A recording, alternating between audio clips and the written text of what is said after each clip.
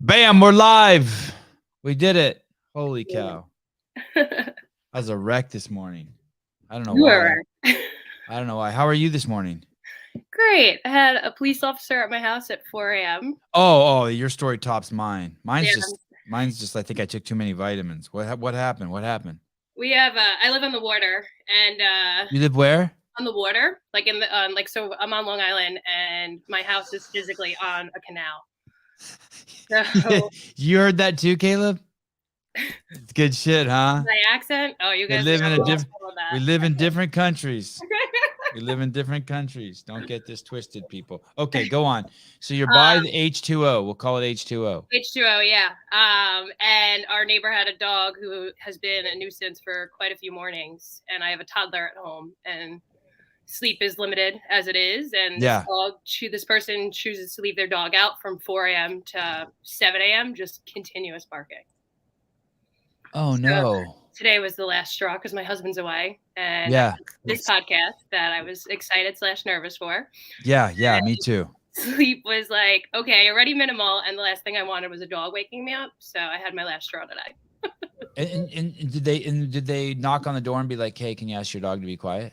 Yeah, well, the police officer was like, I'm not sure what you want me to do. And I was like, truthfully, I've written them a letter. I wrote them a letter, like, anonymously. And I was like, as a neighbor to neighbor, like, please help me out. Please just stop your dog barking. And then I just called the local precinct, and the woman came out, and she's like, I don't think it's on your block. And I was like, no, ma'am. I was like, come in my backyard. I was like, I know exactly what house it is and the whole thing. So she just knocked on the door. They didn't answer. So she left me like a note in my mailbox telling me that she left him a note saying, like, you know, just out of respect, if you can, be more cautious of it and whatnot. So I'll do it again myself. Like I said to my husband, I was like, I'll go over there this weekend, knock on the door and be like, please just help. Hey, I think they're gone to work and they left their dog outside. I think he's a chef. This is the story I've built in my head. I think he's a chef in Manhattan. Yes. And then he comes home, and it's around like 3 o'clock, 4 o'clock after the kitchen's closed and cleaned up. He goes in the shower and leaves the dog outside when he's in the shower getting ready for bed. Because it's the same. I'm not a big fan of medicinal marijuana use. Like, I think it's just an excuse to do drugs. But that dog could use some edibles. Just give it to him. Just fucking give it. You know, someone, I went on a trip one time to New York City, driving across the country, and I left my 3 Great Danes with a friend of mine, and they were barking so crazy that a neighbor told him, hey, if I hear those dogs bark again, I'll kill them. Yeah, well, it's kind of the point I'm at. Don't do it. Yeah, that sucks. Tough morning. Yeah, that sucks. I'm sorry. What did you do? Throw up from vitamins? I just didn't. My stomach was tossing and turning a little bit this morning, so I just had another cup of coffee. That helps. Just so stupid. How can someone put their dog outside in New York right now? Isn't like I just did a piece on a guy in Buffalo who was saving people who were trapped in their cars because it's so cold. Isn't it so cold there the dog would die? Or now it's warm. So that was what the police officer suggested to me. The police officer said that the next time it's cold to call like Animal Protective Services, because, you know, I have all this extra time in my hand to do all these things. Right. So how many kids? Just one. One. Thank God. Right now, one. How many husbands? One. One husband. And one gym. And one gym. Thankfully. Yeah. Babylon CrossFit. That's the fam. There he is. Where's your husband? So my husband works in sales for a company called Celsius, and he is currently, I think he's in Connecticut today. Huge hit out here, Celsius. What do they sell? Crazy energy drinks. Oh. It's like Bang, I guess, but it's like the only thing we can get out here. So we just. Does it say creatine along the top of the? Oh, that's the only reason why I ever drank a Bang. I'm a sucker for that word creatine. If I just see it, I think I'm gonna get buff and fit. Where are you located? That's the only thing that you say. I'm deployed. Oh, so okay. we just have a bunch of that's what we get. We get Rippets and Celsius. Hey, is that drink carbonated, Trish? They have carbonated and uncarbonated. And is it the same company that owns O2? It's not. No. Oh, okay. Because I can't. In my affiliate, the only 2 beverages I carry are Celsius and O2. Yeah, I can't do O2 at all. Because there's no carbonation. I'm avoiding carbonation, in the last 6 months, like someone got into my head that it like gives you osteoporosis or some shit. But I can't do I just couldn't do it because it wasn't, I will drink Fit Aid that I don't even like the taste of. It tastes like cough syrup just because I love their carbonation. Yeah, I love Fit Aid too, but But Celsius is carbonated? Celsius carbonated and carbonated, yeah. Yeah, this morning I should have had one of those behind a glass break in case of emergency. And that's like 2 cups of coffee. It is? Yeah, so it's like extra caffeine for you. I've really tried to reduce. Do you drink caffeine? When's the last time you drink caffeine in the day? Me? Do you have a time like 4 o'clock? Shit, I better drink one at 3:58 because I don't go past 4. I can't have anything like after 1 o'clock. I see my coaches drinking like a Celsius at 4 p.m. and I'm like, what are you doing? Like, how are you going to go to bed at night? Because for me, if I do it after 12 or 1, I'm like super sensitive to it. I had 1 cup of coffee today, and I won't, when I'm after this call, I won't have anything else because I want people to go to bed at night. How was it always like that for you? Or as you get older, that happens? Or as you had a kid? I think as I got older and as I had a kid, because I never was pre-baby, the only caffeine I ever had was a pre-workout. Like I would have my pre-workout before workout, and that's actually sort of a lie because I worked for a coffee company. I really didn't have caffeine until I worked for a coffee company before my pregnancy. So, but after I never felt the need for it or anything until I became a parent, and it just what a great I think I've never read anything about this, any literature on it or anything. I don't know. I'd be curious to get your opinion on it. But I think when a woman gets pregnant, her body kind of goes into an auto detox mode. Yeah, I mean, and then when they come to the other side, they're more sensitive about everything. Yeah, I think it's a case by case situation. But I deal with a lot of pregnant moms, and one of the things that's hardest for them is like the first conversation we have is the cup of coffee. Yeah, did you have coffee when you were pregnant? And I was like, well, I didn't crave it because I wasn't really drinking it before. I was like, so I understand. I think it's definitely different for everybody. I think the more you can withdraw it going back after post-baby and your postpartum journey, like try to push it off. But it's so hard to say if you're doing all the things, if you're breastfeeding and you're doing all the wake ups and things like that, you just take whatever someone will give you with caffeine in it. Yeah. I think that if you have to, my opinion, if I were a baby, I wouldn't want my mama to drink alcohol or caffeine. Because I think that stuff goes right to the boobies and then the kid. Oh, when you're breastfeeding? Absolutely. Yeah. I've actually seen a drunk woman breastfeeding and then her tell me, oh, this is fucked. And I go, why? And she goes, look, I can see something, my baby's different. Yeah. Well, there's a reason when babies are born from, addicts, they have to stay in the NICU for a certain amount of time and things like that too, right? It's like, it's a known thing that it's in our blood and in our breast milk. And they encourage us to breastfeed because of how much they get from our breast milk. So I agree with you. I think there's a certain rationale to drinking anything or eating, not even just drinking and eating. There's certain things that you can eat in your breast milk that will set off your baby as well. Like my sister couldn't have garlic because the baby, indigestion or whatever it was. So she had to eliminate garlic from her diet. So it's not just what we drink, but our food too. My wife, onions all of a sudden bugged her, and she was a full-blown vegetarian. She was disgusted by meat. And as soon as she got pregnant, I swear, we went to a hamburger place. She didn't even say anything to me. She ordered a hamburger and just devoured the whole thing, and it just became, and she never has gone back. I mean, she's reduced her meat since after having 3 kids and babies, but she became like a mad carnivore when she was pregnant. It was so weird because years I saw her as a vegetarian. Yeah, craving it. Yeah, so crazy. Craving it. Still can't stand bacon, which is weird. I know. I'm trying to stop bacon too. I'm trying to avoid processed meats. It's so hard though, bacon. Bacon's like the hardest to like, even with turkey bacon, trying to replace it with that, it's just never the same. Ugh. Yeah. Ugh. If I never had turkey bacon again, I'd be okay. Please don't tell me they did that to you overseas. Yeah. Oh God. Turkey bacon, turkey sausage. Oh God. I literally want to vomit every morning. It's disgusting. I try to make bacon the treat for just when I go out. I love bacon. Yeah, it is good. It is good. You're still, how old are you? 34. Oh, you're still young. I found CrossFit at 34. 34. What? I just turned 34. Happy birthday. Thank you. And CrossFit Babylon just moved to its new location on May 2nd. of Yes, sir. 2022. Congratulations. Thank you. Big, I things. say that again. Big things. I watched your interview, not with Jason Ackerman, but with his sidekick, and then the other guy, the Fern guy who and looks Marcus. European. Yeah, Marcus and Fern.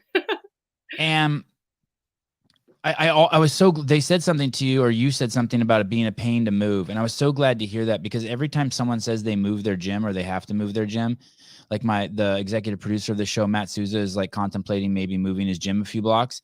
And that shit gives me anxiety. And when you said that was hard, I was like, oh, I'm so glad to hear someone say that. The thought of moving a gym or a house makes me want to vomit. Disgusting. It was one of the worst experiences of my life.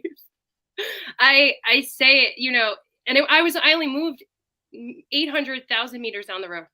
Imagine, like, I imagine that if it was further, like how much more of a process it could have been. We were like lucky that it was so close, because we were able to use like multiple trucks and go back and forth. But it was, I'm terrified for 7 years. Like, what happens in 7 years if I can't buy my building, or, where do we go next? Or can I not renew my lease? You hear all the nightmare stories of people with the affiliate owners trying to renew, and their landlord just tell them the night before, like, it's no longer possible, kind of thing. So I have that thought process in my head already about in 7 years, like, what's going to happen. What city in New York are you? Babylon. Oh, that's the name of the city. Okay. University. Oh, hey, was it hard getting that name? I know CrossFit sometimes doesn't want to give city names if the cities are too big. I didn't actually acquire the affiliate name. So there were 2 previous affiliate owners before me. So when I purchased the affiliate from the second owner, he had already had it named. So I didn't have any issues with it. I don't know, like the population of Babylon and those numbers, but I mean, we're big, but we're not huge that I would foresee it being an issue, because it's just like, it's a city within a county, right? If we would have named it like Suffolk CrossFit, they might have given me a hard time, but because it's smaller, maybe that's why they didn't have an issue with it. Where is it in New York? Like, I know New York City. So there's New York City, right? We're probably like just an hour train ride outside of Manhattan on an express train. So we're one of the main portals for the Long Island Railroad. We're actually hosting an L2 this weekend with CrossFit. Wow, congrats. That's awesome. And the reason they gave us the approval is because people can come straight out from the city and come right on the train from the Long Island Railroad. Car ride, depending on the day, depending on the hour, could be anywhere from an hour to 3 hours. Right. You could be 3 miles outside the city and you're 2 hours away. Yeah. Is that can you pull out a little bit more, Caleb? Is that the Atlantic Ocean, or is that a bay? That's the bay. So actually where Caleb just was, if you zoom in even more, on that borderline is, you could literally zoom into my house and see what canal I'm on. But so can you go to a beach there? Is that coastline right there? Can you go to a beach and get in your bathing suit and throw a Frisbee? Yeah. If you go on the Babylon CrossFit, we did a beach WOD, and we had probably 80 to 120 people come this summer, and it was wild. I saw that. Yeah. Yeah. We showed up at and that was the cool part, for me, with the reflection of my growth from the previous year on the beach WOD to this year's, because it was that picture tripled in size. And it was a last minute effort. Hey guys, we're going to do the beach WOD this weekend. If you're free, bring your kids and family down. And everyone showed up, and they came at 7 a.m. We worked out for literally maybe 10 minutes, had food, beers, hung out, and then everyone went off and did their own thing for the day. They stayed at the beach. Some people went and did parties, whatever it was. When you buy, so you're the third, what are they called? LOA, license of affiliate, or something like LOR, license of register or something? Yeah, that picture makes me so proud. Yeah, it's cool. Yeah, that's a great beach. Yeah, we're lucky. And then the whole community all summer, Tuesday, Wednesday, Thursday night, they're all on that beach playing volleyball together. Oh, that's cool. Yeah, so sport of fitness. Yeah, a hard sport, underrated sport, beach volleyball. That'll work you. Yeah, and it's a lot. It's some of it. There's very competitive players, and they all, even the 5 a.m.ers, they'll go 5 a.m. class, beach volleyball from 5 to 9 p.m., and they're at that 5 a.m. class the next day. They live for it. How old's your kid? He's 2. So you could bring him to that event, kind of, if you have someone with eyeballs on him. Yeah, I did bring him, actually. And I don't think my husband came. I didn't have eyeballs on him. The community did. So your husband just travels like crazy for his job? Yeah, recently got acquired by Pepsi in August. Uh-huh. So Is that a they've good thing? It It's a sounds like, great thing. It's a yeah. great thing. The travel's been wild, but we're managing it. You know, I built the affiliate that I can bring Jaden with me. So, Uh-huh. like last night, I did an onboarding session in the gym, and I had him in the kids' room. I have a baby monitor. I just keep the baby monitor on. I have a few members check on him every once in a while, and I'm good to go. I built the gym so I could bring my kid with me. I freaking love that. What does that mean? What does that look like? So when we moved, well, my old affiliate, when I first took over, there was an office, and right away, before I was even pregnant, I just seeing parents like struggle coming in and out. That was my main priority, was to convert that to a kids room. So I have a painter who's a member. He helped me redo the room. We ripped it apart. Then we asked members to just donate whatever toys they were getting rid of. I bought like one of the alphabet maps and a cheap couch from Amazon. And then my father-in-law built a mirror in the window of the office so we could see the kids in and out. That was at the old location. So I probably invested like a minimal, like, I don't know, $3,000, $5,000 with the help of family and friends. But that was a main priority for me. And then we put just a baby gate. So there's a door, the gate stays open. We can see them through the mirror. The kids can see us in and out of the gate. If mom and dad want to stay in that back room, they were able to stay in that back room and work out. Or I can just go check on them every once in a while to make sure the kids didn't need anything. So then when we moved locations, I'm subleasing my building now.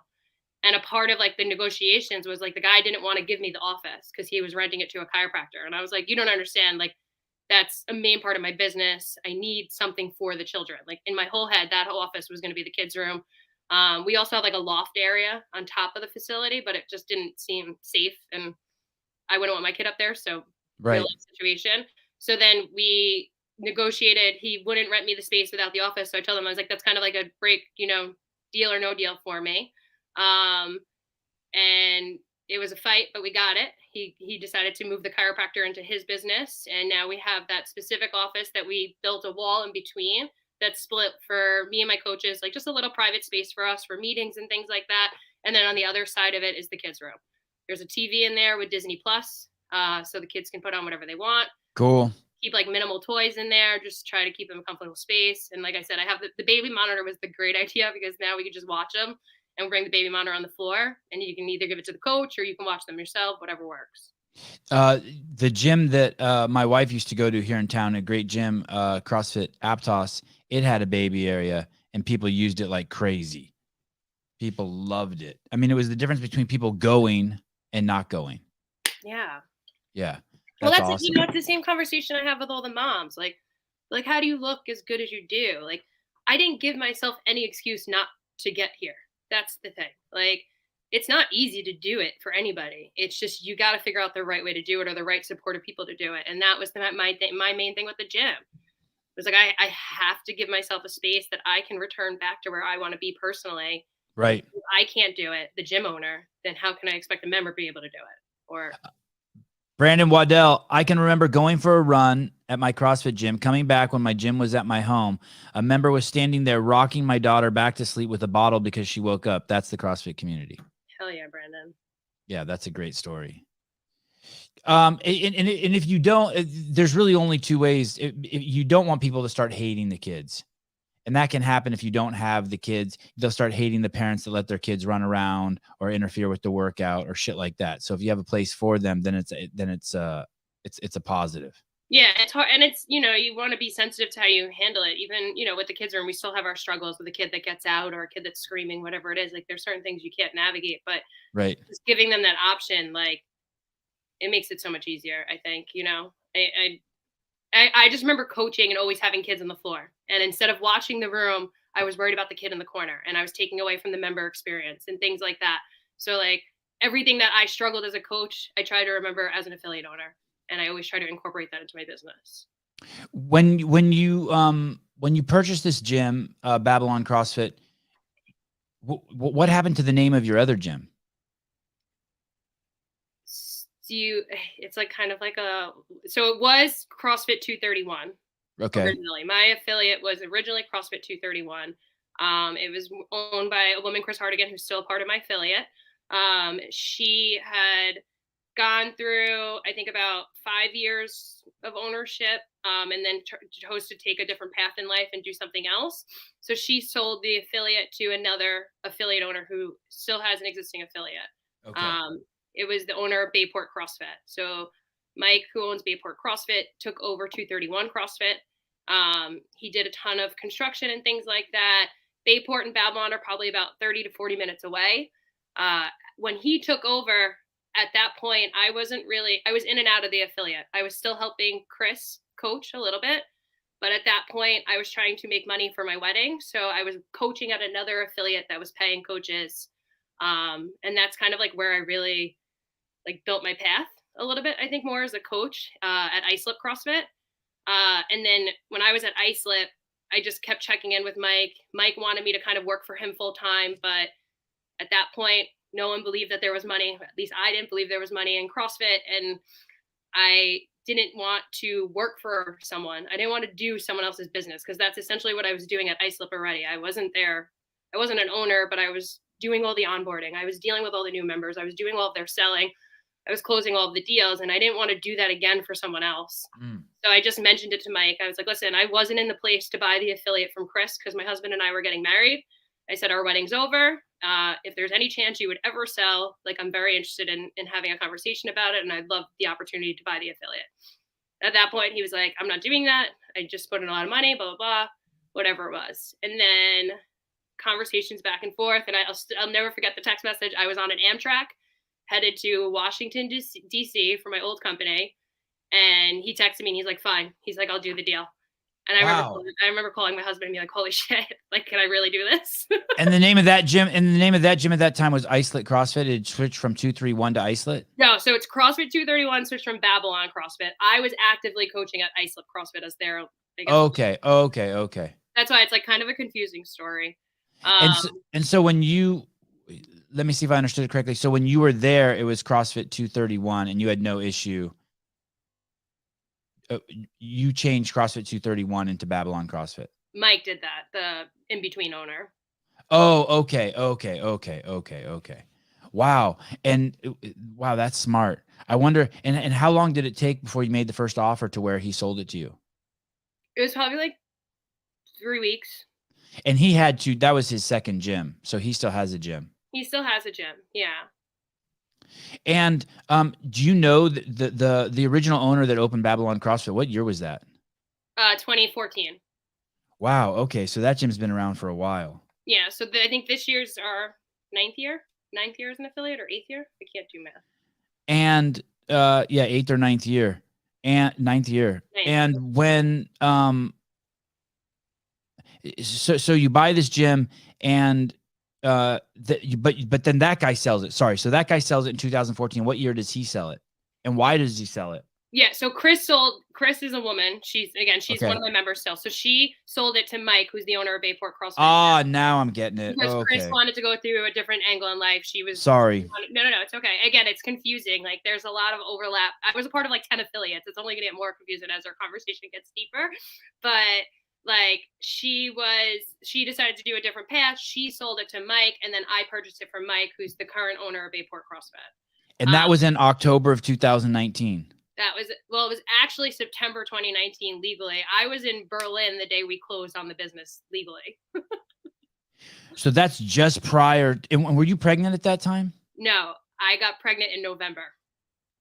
Okay. So that's the part of the story that's so intense. You bought a gym, you got pregnant, and then people started asking gyms to close down. Yep. What a ride. Did you, when all the COVID restrictions started coming up, did you think, oh shit, I'm going to lose my gym? I didn't think it was going to be as long as it was. I don't think any of us did. Right. 2 weeks, flatten the curve, 2 weeks. Yeah. That's what it was. It was like, and the drama that like came with it from all angles, like gyms started closing earlier. You were still trying to operate. Look, I'm like crying. If Ackerman's on here watching this, he's going to make fun of me immediately for crying in the first 20 minutes. No, it's intense, man. It's your baby. Yeah. So when we first closed down in that first 2 weeks, like the build up to that alone, because you remember, like, people started closing the affiliates a little bit earlier before the government told them, because one person got COVID and whatever the spike was. So it was a very intense buildup. And then like, we didn't know how long it was going to be. It was like 2 weeks, then it was a month. And it was like, it was very hard to plan for what was happening. And I think when we got to like it was probably the month that April month marking, that like 1 month in, I had lost my job too. So why did you lose your job? So I had a full-time sales job for a coffee company. And this is the funny part, that this guy founded his company based on his pregnant wife. Uh-huh. And I worked for him, and they laid their whole sales force off. So anybody who was like street sales or a district manager or a territory manager was laid off at one time. We all got on a call with HR on like a Monday morning, and they let us all go at the same time.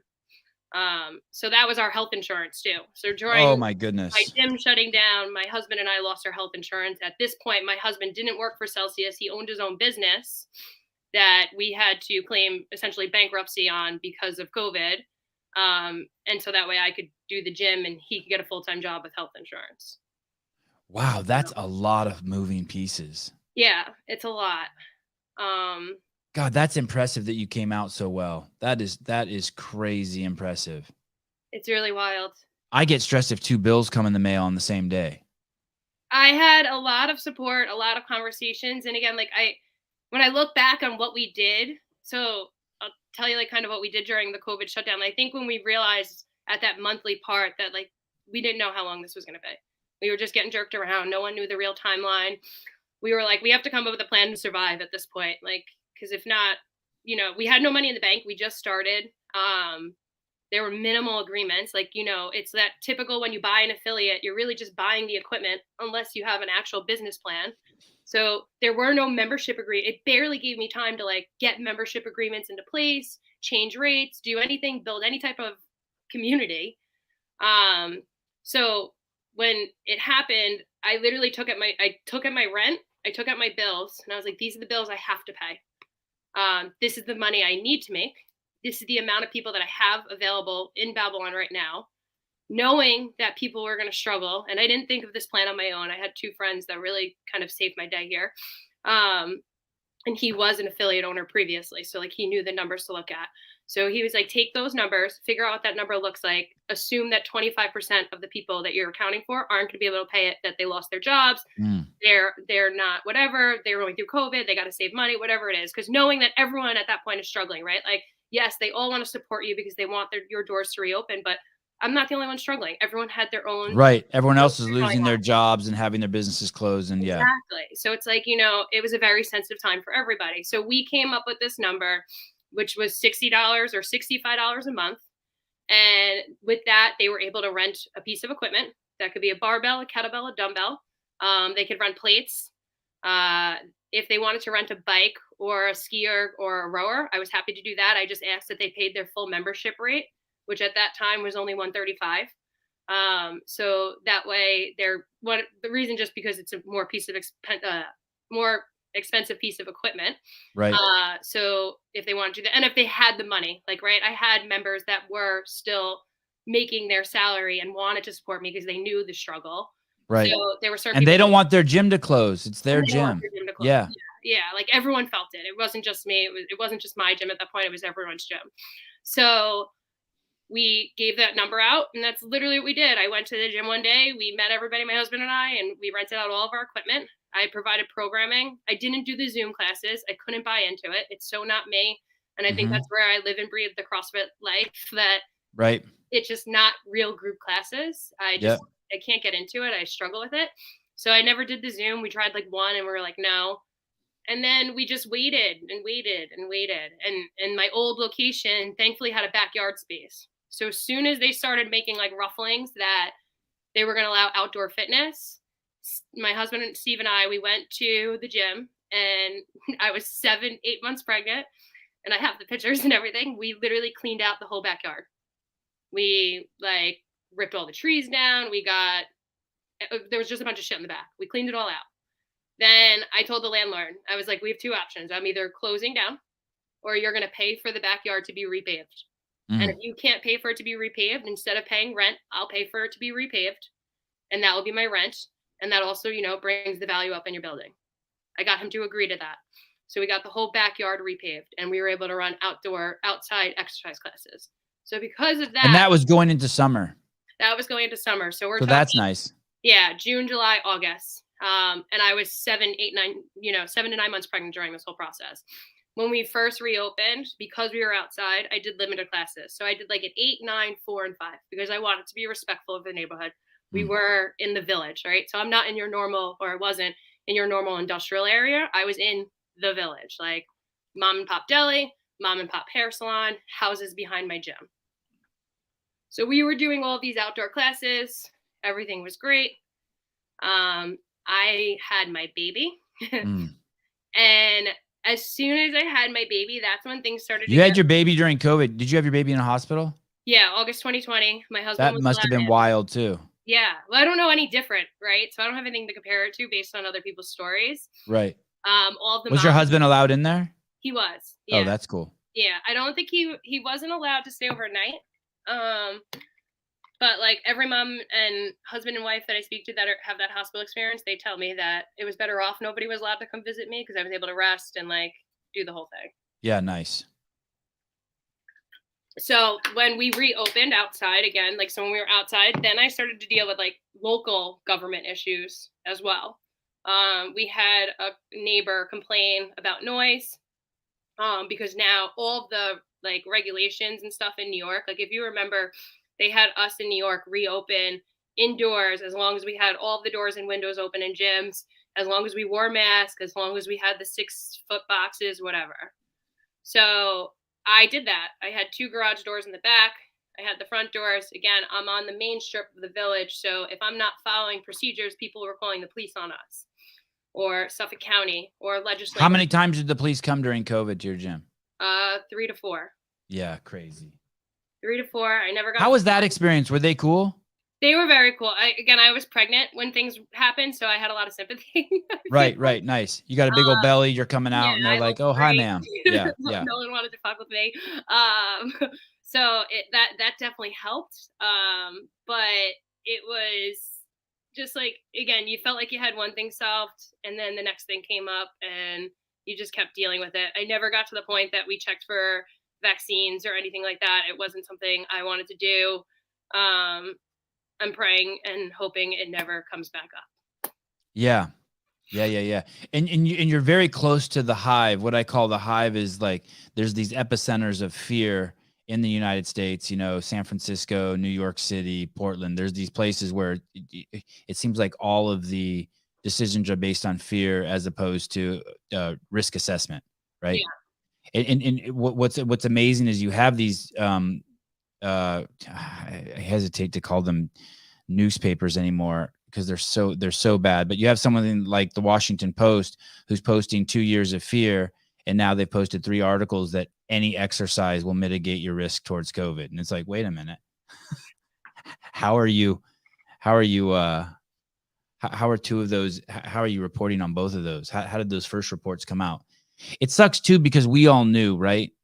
We all knew because we had heard from CrossFit for the last, 10 years. We'd seen the 5 buckets of death. We knew that eating properly and exercise was your best hedge against any sickness, whatever it was, even the healing of a broken bone or the common flu, right? Yeah, it's frustrating. And that there's no other word for it besides frustrating. It's like the same time when you get a freeze or a cancellation request because the doctor said that I have a herniated disc and they want me to stop moving. Like, Right. come on. Like, you think stop moving. And again, I'm big on the pregnancy thing right now, but I had a mom recently that she went to a therapist and she's like, you should really stop doing step ups. And I was like, do you have stairs in your house? Right. And she's like, yeah. I said, do you have a toddler? And she's like, yeah. Okay. So how the hell does your doctor want you to stop doing weighted step ups when you have to physically functionally do it every damn day? Like, think about that. I wonder what I could see, and everyone should take the path for themselves. But if you're stepping up to a 30-inch box and you want to take it down to a 16-inch box, go for it. But and if you were doing, if you're not doing burpees anymore and you're just doing push-ups, yeah, I mean, I think that there's some smart things. Or if you have some apprehension about going upside down or double unders or jumping rope, like there's some things like I get, but yeah, it's absolutely insane just to say stop. Yeah, no. And again, you're totally on Insane. point, right? Like there's definitely reasons to modify and scale. And this is something I'm very big right now on in my career, but it's like you shouldn't tell someone to stop moving, especially a pregnant woman or a mother who has to do this, they have no choice. There's nobody there to pick up the child.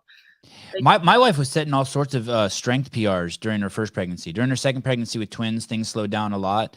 But I want to say that all of a sudden 130 cleaning 135 became like nothing for her.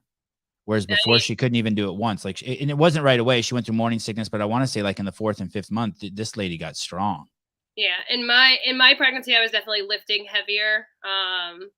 I didn't know as much as I do now about it, but I felt stronger. I mean, I was eating more carbs than I ever had. Like you talk about your wife eating meat, right? She ate the bun and everything. She would eat whole hamburgers. I'd never seen her do anything like that. Just like it was her job. Yeah. Eat egg and cheese and be like, you gotta go out, get another one. He's like, you're joking. I'm like, no. Like I need another one.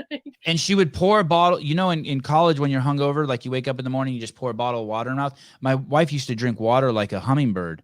And then once she was pregnant, she would just wake up in the morning and just be like a dude, like a hungover dude, and just pour a bottle in. I'm like, what? Like one of those cars that's burning oil. It was crazy. It's so wild. Yeah, really. And same with breastfeeding. She couldn't drink enough water. She was just a convert water to breast milk machine. Yeah, but you got to drink like triple the amount. And you're not sleeping either, so you need even more hydration. Yeah, she didn't sleep. She stayed awake for 3 years. I want to say I'm lying, but I'm not. You have a total of 3? Yeah, 3. 3. Yeah. The one thing, this is like off subject, I didn't think we'd be going here, but the one thing that she did, I think she was the most cautious about is there was some drug that your body produces while you're pregnant that makes you more flexible. Yeah, you have more of like a tendency. I don't know the name of it, but you have more of a tendency to roll your ankle.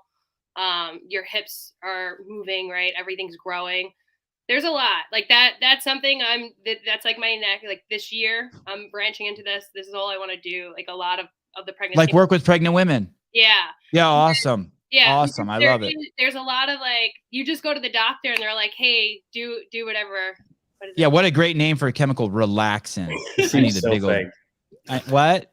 It seems fake. Yeah. There's no stuff. Relaxin is a reproductive hormone produced by your ovaries and placenta. It loosens and relaxes your muscles, joints, and ligaments during pregnancy. That is to help your body stretch. So that was one thing. I mean, she wasn't paranoid about it, but she was cognizant of it. Like not to push a range of motion, not be like, hey, all of a sudden I have the perfect overhead squat. To be like, okay, I need to like respect the fact that this, basically you guys are on, what's it called? PEDs, performance enhancing drugs, and not to overdo it. Yeah, it's pretty much it. That when I was pregnant, I went to CrossFit New England, and Ben Bergeron said to me, he's like, always be able to have a conversation. And that is what I've taken home to my mom. So I made up this thing, like always be conversing.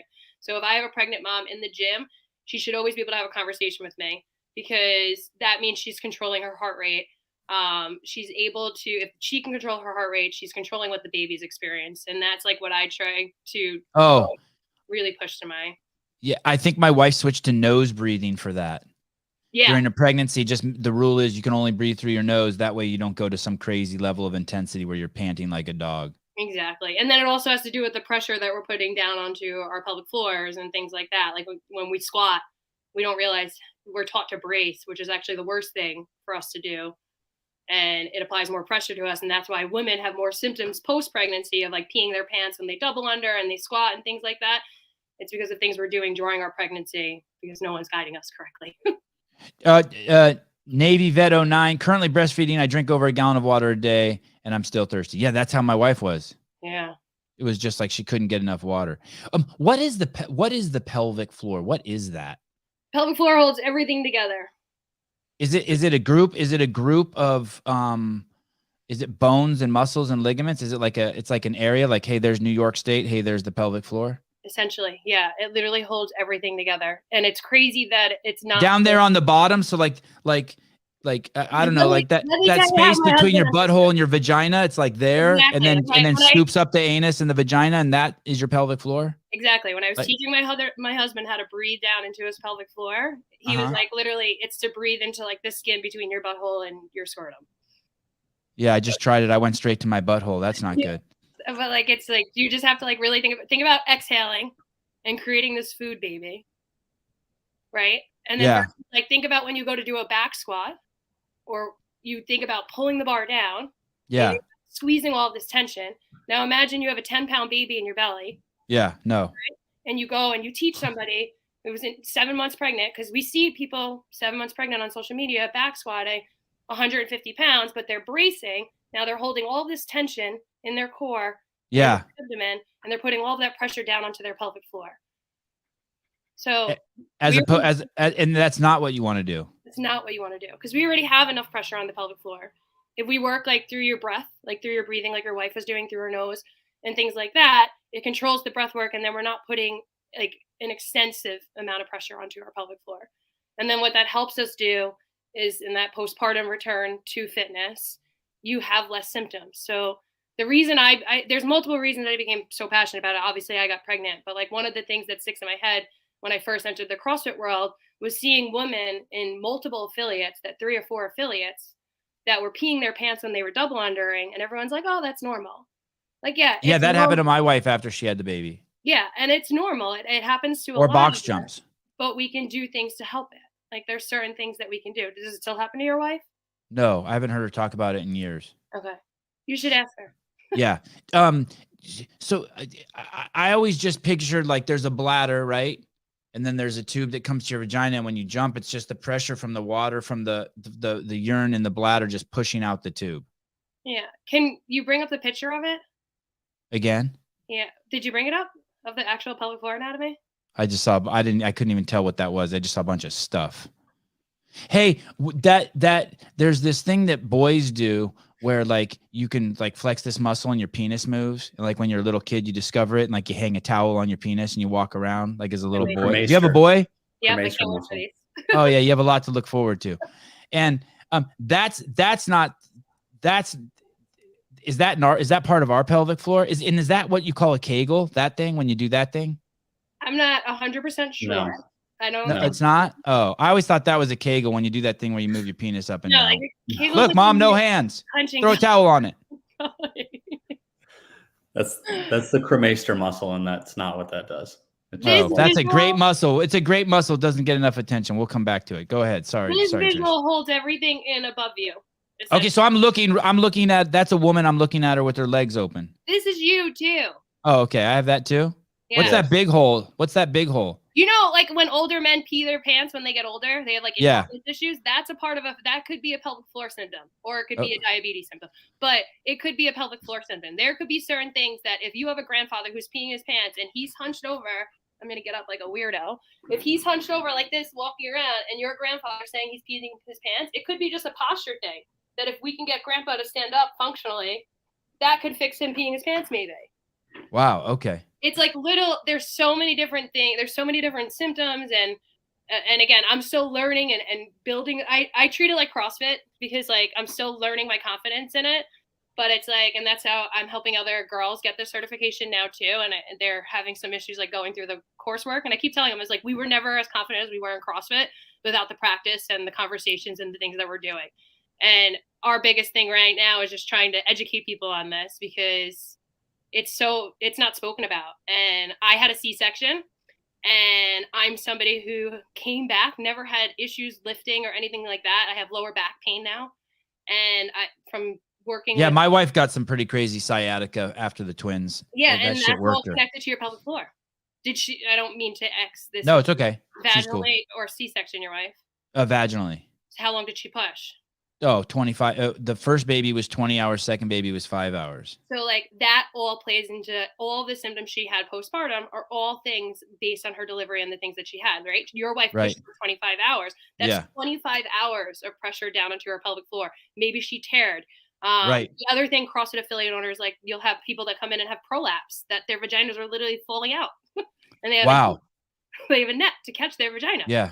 So like there's all these things that, and then from my knowledge, outside of America, maternity care is much more relevant and they have a lot more support. The issue with the pelvic floor is we have pelvic floor therapists, just like you would with knee surgery, right? Like if you had knee surgery, you would go to physical therapy for 8 weeks. Like I'd come see you, by the way. I would go to a CrossFit coach for my therapy, but and that's what I'm trying to do with the postpartum moms. yeah. Come do me, because I know what I'm doing, and I can try and help and guide you a little bit more than maybe someone who's going to tell you to go to, I don't know, like you're just gonna have to keep peeing your pants. Like, What if you don't have any issues? Should you still start addressing it? Like learn that, like, because basically it sounds like, at least for me, that there is really what you're doing is you're teaching people, like, everyone can do this. Sevan, close your middle finger. Sevan, close your index finger. You're basically teaching people to move better for less symptoms in the future. Well, also connect to that. You know, like some people, you'll be like, put your hips back, and instead they bend their knees, or they do something and they can't, they don't have the connection with the words to the instruction. You're basically retraining people like, hey, you have to concentrate down there, and you're going to have to connect to some body parts down there. Exactly. Like and again, not to keep bringing up, but when your wife peed her pants in the box jumps, do you know at what point she was peeing? It was pretty quick. It would be pretty quick. Like when she jumped and landed? Yeah. When I always just made that assumption. Okay, because like then there's other people that you know how in CrossFit, like our main cue to get to full extension, we've cued to squeeze the butt at the top of a rep, and when you squeeze your glute, you're actually putting more hypertension onto your body, right? So if you squeeze your butt, sometimes you pee. Yeah, it makes sense because you're putting pressure down. Yeah. So it's things like that, like is that still a good cue then to squeeze your butt? No. It's not. No. Here's the thing. When I always thought that the fact that I didn't squeeze my butt kind of exacerbated my lower back issues, and that when I did concentrate on squeezing my butt. So which one do I do? Do I pee my pants and don't squeeze my butt, or do I squeeze my butt and protect my back? Don't squeeze your butt. You're saying when you squeeze your butt, when you don't squeeze your butt, you're saying you pee your pants? No, I don't pee my pants yet, but I'm open to it. But what I'm saying is I feel like a lot of my back issues were exacerbated because I didn't squeeze my butt. Like I should have been squeezing. No. If you were squeezing your butt and told me you had lower back pain, like, so I'm a candidate, right? So I went to Idaho in September and I did the Brianna Battles in-person pregnancy and postpartum certification. She took me, we and her worked on the side, and we spoke about my squat. You triggered me, by the way, using that word, Brianna, but go on. Okay. Go on, just so you know, just saying, one of my trigger words. I had her squat. She had me squat down, and I like literally squat, like my lumbar collapses at the bottom of my air squat. Right. So with all of my core strengthening and coming back from pregnancy and postpartum, I never had lower back issues until post baby. And because of the weaker core that I had, I started to have back pain because of the way I was squatting so low and slamming down. Does that make sense? Yeah. Are you suggesting this is that your abdominals weren't able to protect you as your lower back? Okay. So, and that's where the pelvic floor becomes essential, right? Because all of that's connected here, which is all connected to our core. So if you've recently seen too, like Annie Thorstadter has been very vocal about this on social media. Like she was at the Rogue Invitational, and she posted a reel of her actually like, that people were calling her pregnant because her linear elbow, like the top part of her abdomen, was sticking out, and they thought she was pregnant. But that's a sign of just her core not fully. Yeah. My wife's was like that for a long time too. My wife has a very muscular midsection too, and it got like distended for a little while. And and it's very slowly coming back. I mean, my youngest is 6, and it still hasn't come all the way back. And she had the diastasis and all that. Yeah. So there's things in pregnancy with coaching that you can do to help. Again, you can't prevent any of these things to happen, right? You're growing a baby in your body. Your body's going to stretch, to your point, that ligament pain that your wife spoke about. Your body's stretching and moving, but there's things we can do as coaches to try and advise people to help make these symptoms less, right? Versus like the reason you don't want a woman doing a pull-up in pregnancy is if you literally watch a woman do a pull-up with a belly, you can see the separation. She quit doing pull-ups, and I couldn't believe it. She's like, hey, I'm not doing pull-ups anymore. And I go, why? She's like, anytime I hang from the bar, I feel pulling on my stomach. And she stopped doing pull-ups, and she was great at it. That's interesting. Okay. That makes me happy to hear you say that. Is your wife a doctor? No. She was a crazy yoga fanatic for years. Like traveled all over the world teaching yoga, taking yoga, certifications. So she got a lot of body awareness. Yeah. Because that's so awesome that she recognized that, because like, again, and that's what I think it makes. And I've never heard anyone else say that except for you, by the way, about the pull-ups. People are like, nah, you can do pull-ups. But she said when she would do pull-ups, she would feel a tightness in her stomach. And she's like, that can't be good. No, yeah. And it's not, it's listen, you can do whatever you want. It's Right. making better. Why? Like, what is your why and why are you doing things? And, the women that I talk to that struggle when they're pregnant and they can't go to that full intensity, and you just have no, I don't know, like you have no support or guidance. It's just like, do what you were doing before pregnancy. So you assume pull-ups are fine. But I would want to know, like, hey, this can happen, Right. What about, so this is something, and obviously this isn't how we're wired as human beings, but this is something, if you're a woman, or if you're a woman who plans on getting pregnant, or a man who plans on getting old, start this shit now. Like, how much easier would it be to work on your pelvic floor before you get pregnant than after? Exactly. It happens in kids, gymnasts, dancers. You have to, it's not just pregnant people. I helped a 25-year-old girl who couldn't have sex and enjoy it because she was having pain.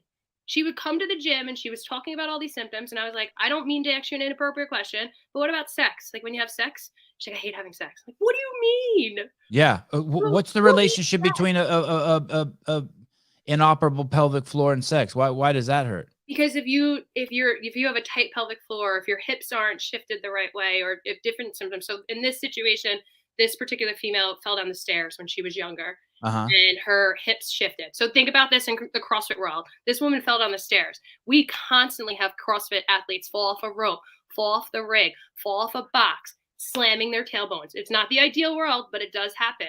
So there's constant pelvic trauma that we're not rehabbing these muscles and these bones correctly. And then long term, this girl may go get pregnant, and then she would have worse symptoms in her pregnancy. Versus now she's able to work with a therapist, work with me, I have a PT on staff. He's helping her. Like, everyone's helping her. So that way she, one, can enjoy her sex life. Two, hopefully in the future get pregnant and have less pain that we don't know that could happen. I would have handled it differently. I would have said more doggy style, less missionary. But I don't know why, but I just think, like, holy cow, that would suck if sex hurt. I know. Wow. What a trip for the girl. But like, again, like that's. And you guys are wired differently than us. Now we're really off subject, but you guys have to be like, guys, we hold on like it's a fucking roller coaster. For you guys to enjoy it, you have to do the opposite. You have to let go. So if you're feeling pain, like a guy, you could chop off his arm when he's having sex, he'll still ejaculate. A woman needs everything to be like perfect. Yeah, well, think about that. If they're like holding tension, or if they're uncomfortable in a position, that's where they're holding tension in other places as well. Yeah. Wow. This is the best affiliate conversation I've ever had. Congratulations. I'm pregnant with twins, and I had to start with pull-ups the other day. Definitely felt pulling. Yeah. To tell you the truth, Kay, it was when my wife was pregnant with the twins. It was just like, man, the twin thing is bizarre. I couldn't stop staring at my wife because it didn't seem anatomically possible what I was looking at. Like, have you ever seen like a goat when they're pregnant? They're so big, like the belly. Yeah, you just can't. It's like something is not. I just couldn't. I would look away and I would look at her and I'd look away and I'd look at her and I'd be like, walk around a little bit. And I was just like, I couldn't figure out how the human body was staying together pregnant with twins. Yeah. Like, what is this? Yeah. That's what my wife looked like. I hope she's not walking. It was nuts. Hey, you guys so we had a little dog that always sat on her lap. And in the first pregnancy, like, a dog couldn't sit on her lap anymore. And I was like, this is so weird. And then when she had the twins, like the first kid couldn't sit on her lap anymore. She couldn't even drive in a car. Like, if I took her somewhere like more than a 20-minute ride, she had to like recline the seat all the way back. Because it bothered her? Yeah. She said, this isn't doable. Yeah, it's too much. Way too much. It's like, sometimes you'll see people who are so obese that they have the seat completely reclined flat and the car seat pushed all the way back. And it was kind of like that. Well, you brought this up, not to go off topic again, but obesity, also huge pelvic floor issues. That makes sense. Have diastasis recti, wow. Especially in the CrossFit affiliate world. We actually have Athena Perez, her seminar, The Larger Body, Larger Minds, coming in April. Awesome. Holy shit. That's awesome. Yeah. So they're coming in April. And that was part of the reason I wanted that seminar specifically, because I do think there's that lack in education for us as CrossFit coaches, like that this is a symptom that they're going to go through. They're going to go through this weight loss journey, and that's great. But they're also going to have a lot of issues that come with it because of their previous health. And it's things that I want to be more aware of. So Athena's coming in April. Yeah, I want to put you on the spot here. I apologize. I've never asked any of the other affiliate owners this, but I'm going to put you on the spot. Here we go. You ready? I guess so. I train at your gym. I've been there for 2 years. And hi, Athena. Oh, And hi. I tell you, hey, I have a friend who has type 2 diabetes, and I told them that you could help them reverse it, but they don't want to come. Would you give them a free month if I brought them in and they have type 2 diabetes? Would I personally do this? Yeah. If it was a member? I've been going for 3 years. Yes. It's my father-in-law. He has type 2 diabetes. He can't stand CrossFit. We can use my father, and hopefully he's watching this because I sent him the link as an example. Yeah. My dad had open heart surgery July of 2019. Uh-huh. Okay. Right after open heart surgery, normal, never had diabetes before, got diagnosed with diabetes. That like happens apparently after open heart surgery. Like it's like a thing. So we got him a nutritionist. We were able to get him to stop taking insulin, and he is no longer has to treat it, but goes for like routine checkups. He did a great job with his diet in the beginning, lost all of this weight, and then like won't come to the gym. And him and my mother have put on this weight again. And if you guys are watching, this is frustrating. Yeah. It to your point, I have the answer to their longevity. Right. I have the answer for my father to be here if I get pregnant again. I have the answer for my mother to be here longer. But there's only so much I can do as a person. And I say, I actually have one of my coaches that like I have it on the back lineup for my dad to start training with. Like I would pay her to train my father if it got his ass in the door. Right. Because I know what it would do.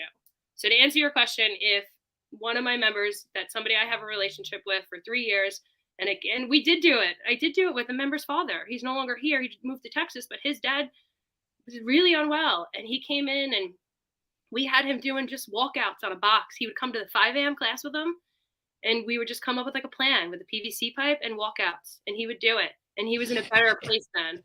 Do you charge for your kids' care? I don't, because we don't have a sitter. Right.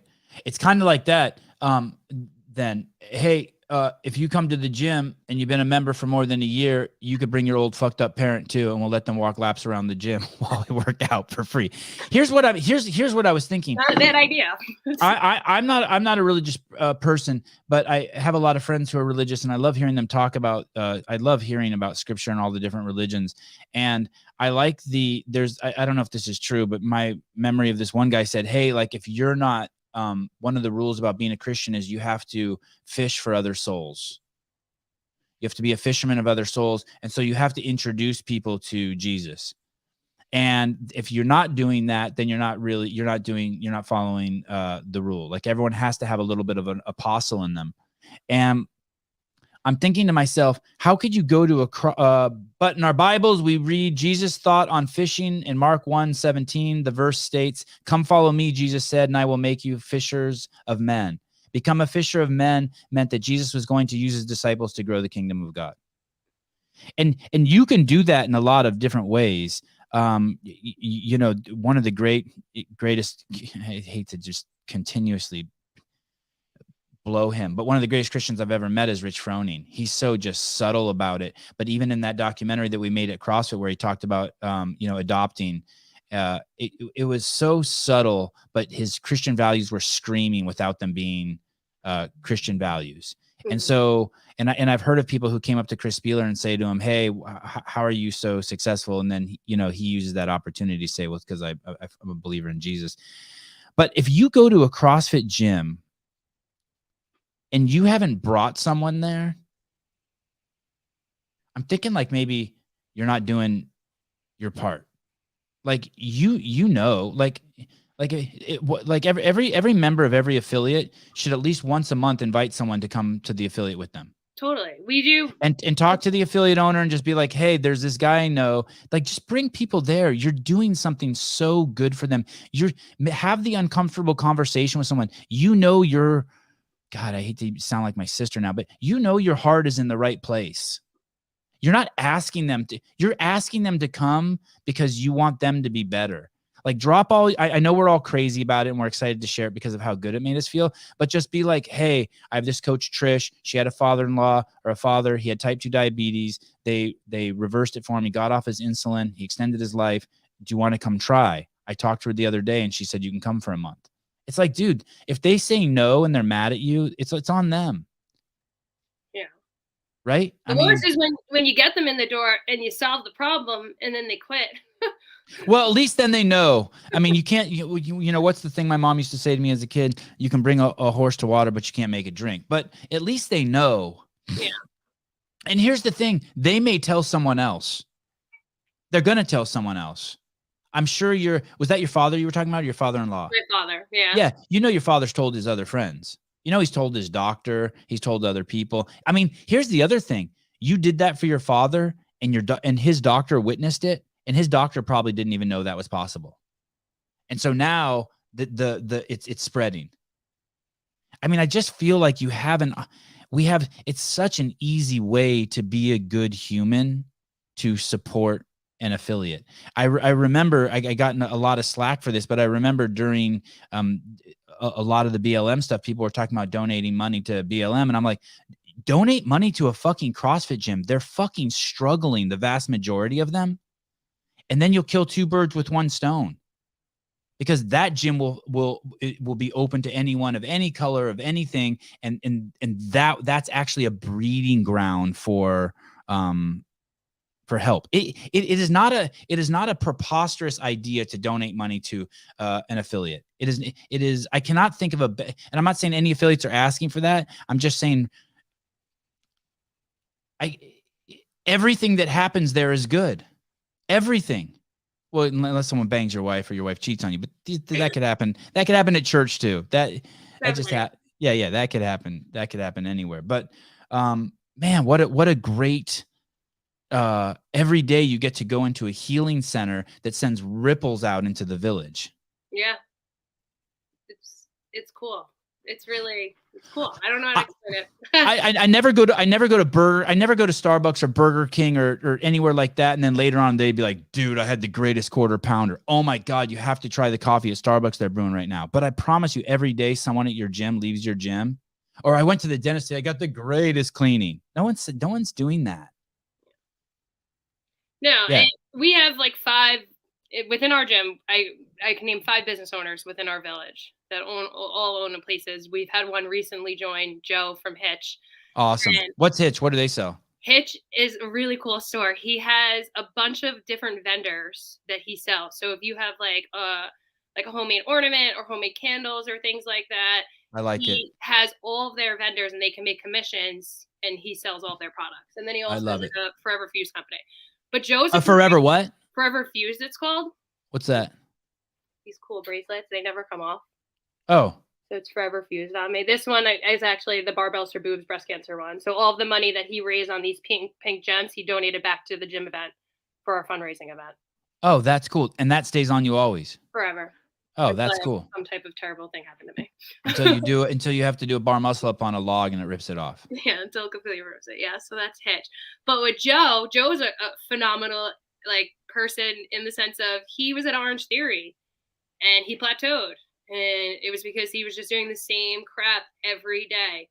And, he was doing well with nutrition. He was working with a nutrition coach, but he wasn't seeing additional changes within his workout. And he was so afraid of CrossFit. For the 3 years that I've known him now, we've been trying to get him in the door. And then we finally got him into the door. And he's like my ultimate sales rep, because people walk in, they're like, holy crap, Joe, like, what are you doing? And he's like, CrossFit.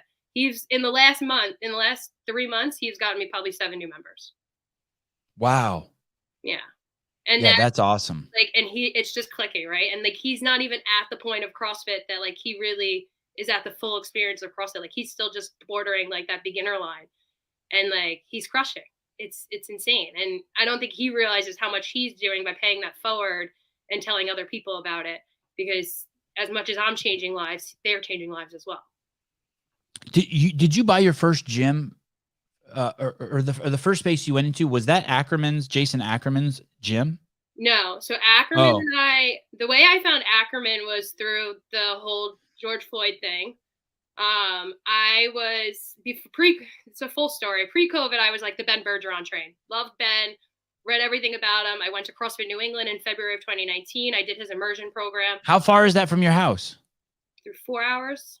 Okay. So you didn't go there like you weren't a member there. You went up there for the immersion program. Oh yeah, I went up specifically for the program. I had to pay for it. It was like an exclusive program with 5 affiliate owners.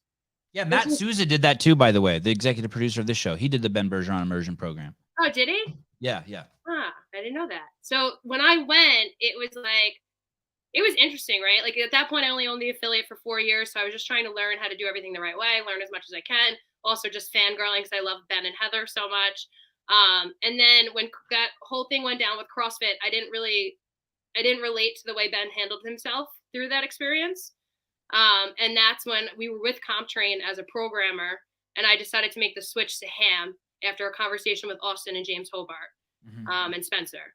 So Austin had gotten on a call with me. We spoke about everything that was going on at that time, my fears, my concerns, and Austin like really, was the CrossFit person I needed at that point.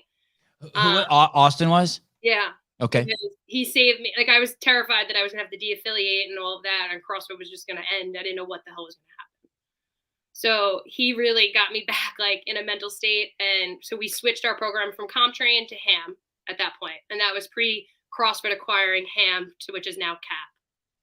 So which James Hobart now runs. Which right? James Hobart now runs. Yeah. Okay. Yeah. So again, James and Austin like really helped me through that path. And then I found Ackerman, I think in June of 2021 or May of 2021 through their podcast. Best hour of the day, the best hour of your day. The best hour of their day podcast. And it was more about coaching and more about Greg Glassman and more about the L1, that he made me feel like there is hope. Like, even though Greg's no longer here, everyone is falling apart. Like Ackerman he stuck to the path. Like I read his book right away. His book was like very relatable. He said to me, like, when we first connected, he's very real. He's very upfront. We're very open relationship, him and I. Yeah. There he is. And our connection. Is he a New Yorker? Is he born and hi Jason? Is he born and raised in New York? I don't know if he was born here. He's from Albany. He used to own Albany CrossFit. Okay. So he used to own Albany CrossFit, and now he owns Best Hour of the Day CrossFit in his garage in Colorado. Oh, he has a gym again. Yeah, he's in Colorado. Last I heard, he was in. I thought he went to Florida. He owns an affiliate just to have an affiliate because he supports the affiliate network that much. Right. First, I thought he retired and was just going to grow old and work out in Florida for some reason. I thought after he sold his gym in Albany, he went to Florida to just mate. I don't know. Okay. He might have definitely. I mean, he's got a baby. He definitely made it. Yeah, he did that part. Him and I connected just on that podcast alone, and then I started learning about the affiliate. It was Affiliate U or Best Hour, whatever it was called at that point, and I had that's his company, Affiliate U. Affiliate U, yep. So it's Best Hour of Their Day podcast, and then Affiliate U is the coaching, which is approved now through the Affiliate Partner Network, which is huge. So it's business coaching through CrossFit. It's him and Fern, like that they're co-hosts, and then I think Marcus is like their boss, and then they got this girl Katie, who is my go-to girl. Fern's the guy with the tattoos that works out, and the other guy, Marcus, is the guy who looks like he's European. Yeah, Fern owns CrossFit Rife in Virginia. Okay. So my original connection was always with Ackerman, and it was like I just gotten the business back on board from COVID. So we're talking June 2021. Finally, like restrictions are fully lifted at this point from New York. Doors don't have to be open, no more masks. We're finally able to do it. I didn't know where I was at that point in the business, like how I was going to take it up to the next level, because I didn't understand like the back end of my business. Like I didn't know what I was looking at. I didn't know how many members I had. I didn't know how much money I was bringing in. I like couldn't figure it out, and I didn't know how to figure it out. And I came from sales and marketing. So like I knew how to do like the social media stuff. I knew how to do like the advertisements and things like that, but I needed to figure out how it made sense to like the affiliate world. And as soon as me and Ackerman spoke, and again, the money up front was terrifying. I think it was cheaper then, but whatever. It was like, Yeah, I talked to Cooper about that too. Yeah, it scares people. Chris Cooper about that. It scares people Yeah, like I think but you've I already wanna say- shown that you're willing to invest by going to Ben's thing. I mean, clearly you've taken the L1 twice, you've taken the L2 twice. I mean, you at least had the right mindset that you knew investment you could invest. Yeah, well, it was either that or I had to go get a full-time job again, right? It was either Oh. you got to figure out a way to make this work for you and your family and for Steve to do what he wants to do, or I was going to have to go get a full-time job, and then the affiliate would have stayed maybe open, but it would have been ran half-assed just like the rest of them. And I don't mean to say that, but the reality is like a lot of these people just do it for fun or just to have their own gym. And I'm really working really, really hard with Ackerman to make this like The best hour of people's day. yeah. Yeah. Like it's mind-boggling, but the programming from Best Hour and the modules that they give you, like I made my money back in 3 months. Wow, congratulations. That's awesome. Yeah. And then I just signed up with Ackerman for the grad program for this year. So that starts next week. Wow. So I invested another $10,000 into them. So your gym makes money? Sorry to be so that My gym makes money. yeah, And I usually try to avoid asking that question to No, wow. because I'm not afraid to talk about it because I think the stipulation within CrossFit that there's no money to be made. And like Ackerman has changed my world, and not just him. I won't give you all the credit, dude, but like he gave me that path that I needed to make the business a business, essentially. Right. And I'm able to do all this pregnancy and postpartum stuff now, and it's just like exciting to see all of it happening. But yeah, the gym's doing well. We tripled our revenue through COVID. Holy smokes. Yeah. So I doubled it during COVID. I've tripled since then, since taking over, since 2019. So it's 3 years effectively. I've tripled my revenue. I have doubled my location in size, meaning I went from 3,000 square feet to almost 6,500 square feet.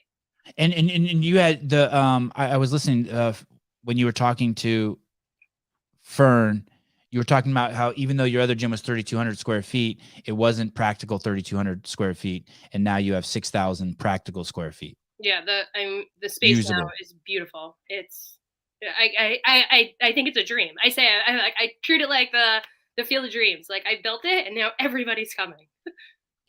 And the other space you were in, you were having problems with your neighbors. Nonstop. And those were noise problems? Yeah, Parking problems? It was one neighbor, and it was another local business owner who has a lot of pull within our village, unfortunately. What do they sell? He owns a diner in the village. Oh, okay. And is his location more square feet than yours? His location is not more square feet than mine. His house was physically behind my gym, and that was his complaint. Wow. He's a great person. Oh my goodness. Is there a business in the village that creates the most foot traffic? For example, there's this in Berkeley, there's this area of town called 4th Street, and it's very little, and there were a lot of struggling shops there, and it was very cute and it was very posh, you know, but it was tough because you had to it was basically it was sandwiched in between Section 8 housing, the freeway, railroad tracks, and it was just off the beaten path. But it had all the cool shops. Like our village is beautiful. Like that. We have like the top swell. We have this place, Swell Taco. Like I made Fern and Marcus when they came for the drop in. I was like, you guys got to go there for lunch. Like we have so many cute boutiques, so many cute restaurants. It's a beautiful village. So then an Apple store moved in. And all the businesses skyrocketed because an Apple store brings in I think in the United States as a retail space, it generates more revenue than any other retail space per square foot. Yeah. And so like every day, an extra 5,000 people would come to that part of town, right? It was nuts. Do you know which business is driving the most in your village? Do you know which business drives the most amount of people to come to it? And you should ask for an Apple store. I take this? Like, yeah, I think it's me. I know. It's you. Whoa. Driving to my gym that drive past 3 other CrossFit affiliates on their way to come to my gym out east. So then that restaurant and probably people who work out at your gym eat at his restaurant. Sure do. And the owner's in my business, and we go there every week we support every single one of our businesses. They all go there. They go out for beers. They go out for dinner. They go out for.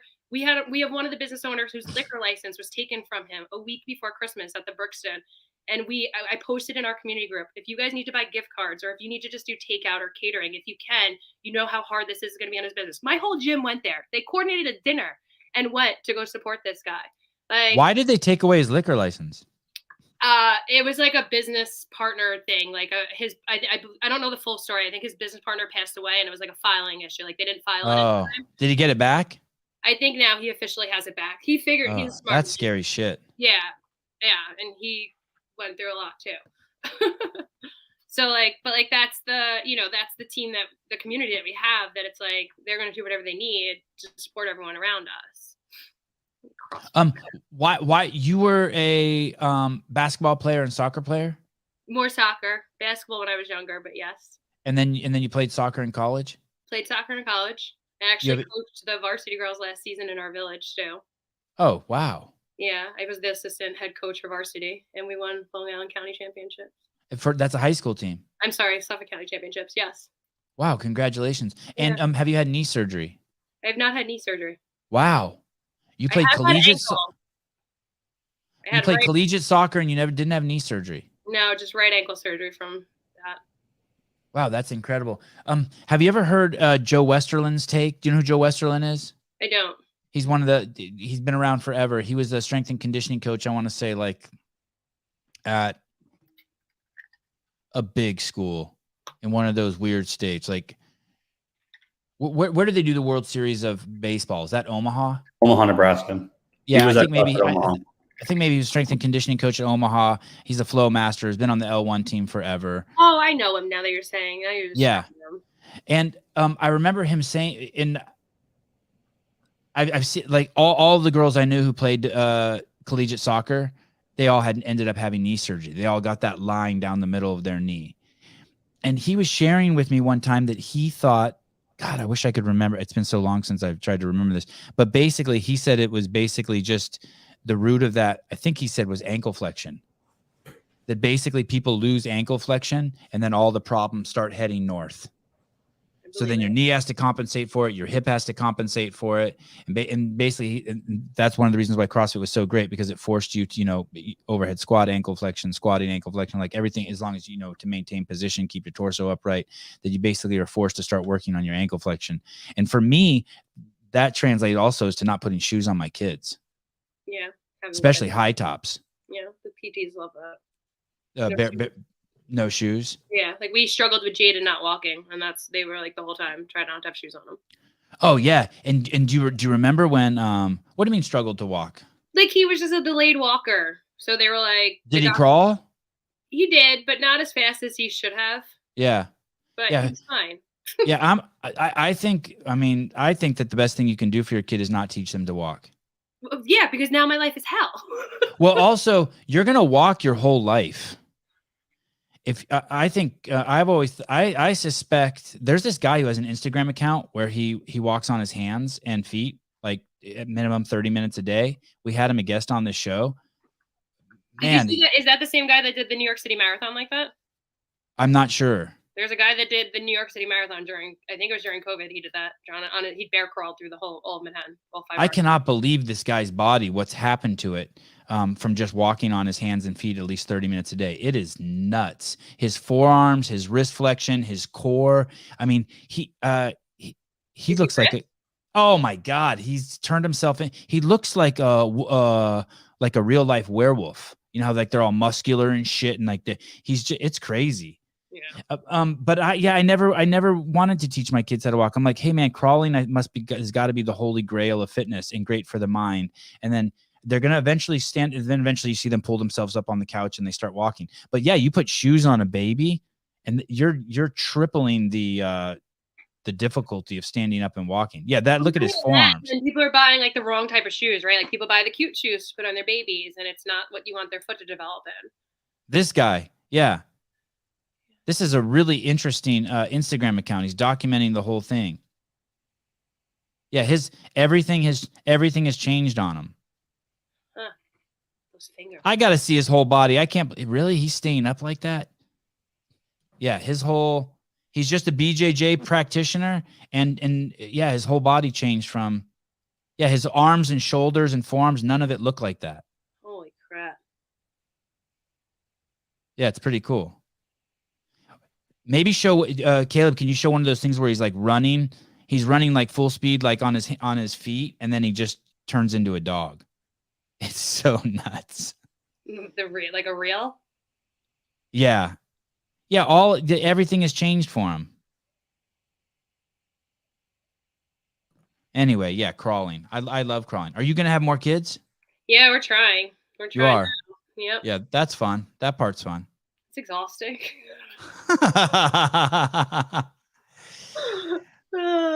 It's been a long few months. So you when you find CrossFit, were you tell me about that? How old were you when you found CrossFit, and who introduced you to it? How did that go down? So I was just out of college. I just finished college soccer, and I was coaching a local school team. No, not a school team. I'm sorry, a club team. 21 years old? What am I now? 34. It was probably like 10 years ago. So 24? Yeah, 24, 23. Okay. And one of the I was just like, talking to one of the moms, and I was like, I just struggle going to a gym now. I'm like putting on all this weight now that I'm done with college soccer. Can't do what I was normally doing when I was still playing. And she's like, you should try CrossFit. I was like, what the hell's CrossFit? And I would be that person that would go to like the gym down the road and like pretend to run on the treadmill, pretend to do bicep curls, thinking I know what I'm doing, like the isometrics and stuff like that. I had no idea what I was doing. So then when I found CrossFit, I was introduced with an onboarding experience. So that was nice. It was like a one-on-one experience with a coach. I remember trying to do like going from a chest push-up to like the tricep push-up for the first time and learning that whole thing. My first affiliate, which is closed, was CrossFit Diamond. And that was owned by a female. And when I first found CrossFit, it was all through soccer. And the reason I decided to start getting into coaching was for kids. So my first certification was my L1, because at that time they required your L1 to get your CrossFit Kids cert. Okay. So I went and took my L1. And I did it at Gorilla in Paramus. Mm-hmm. And then I did the CrossFit. How long had you been doing CrossFit when you did that? 6 months, maybe. Okay. So I was like one of the people that right away. That's why when people, they first get into it and they're like gung-ho about it, I'm like, go for it. If you have the money and you can do it, go.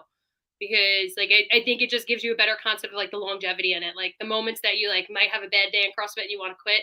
If you have your L1, you always remember like why and the benefits of doing this and the long-term benefits of it. At least for me, that's what works. So then I did the kids certification. And to this day, the kids certification is still one of the funnest certifications I've done through CrossFit. And then I went back to Diamond and I started coaching kids right away. We were doing team training with soccer kids.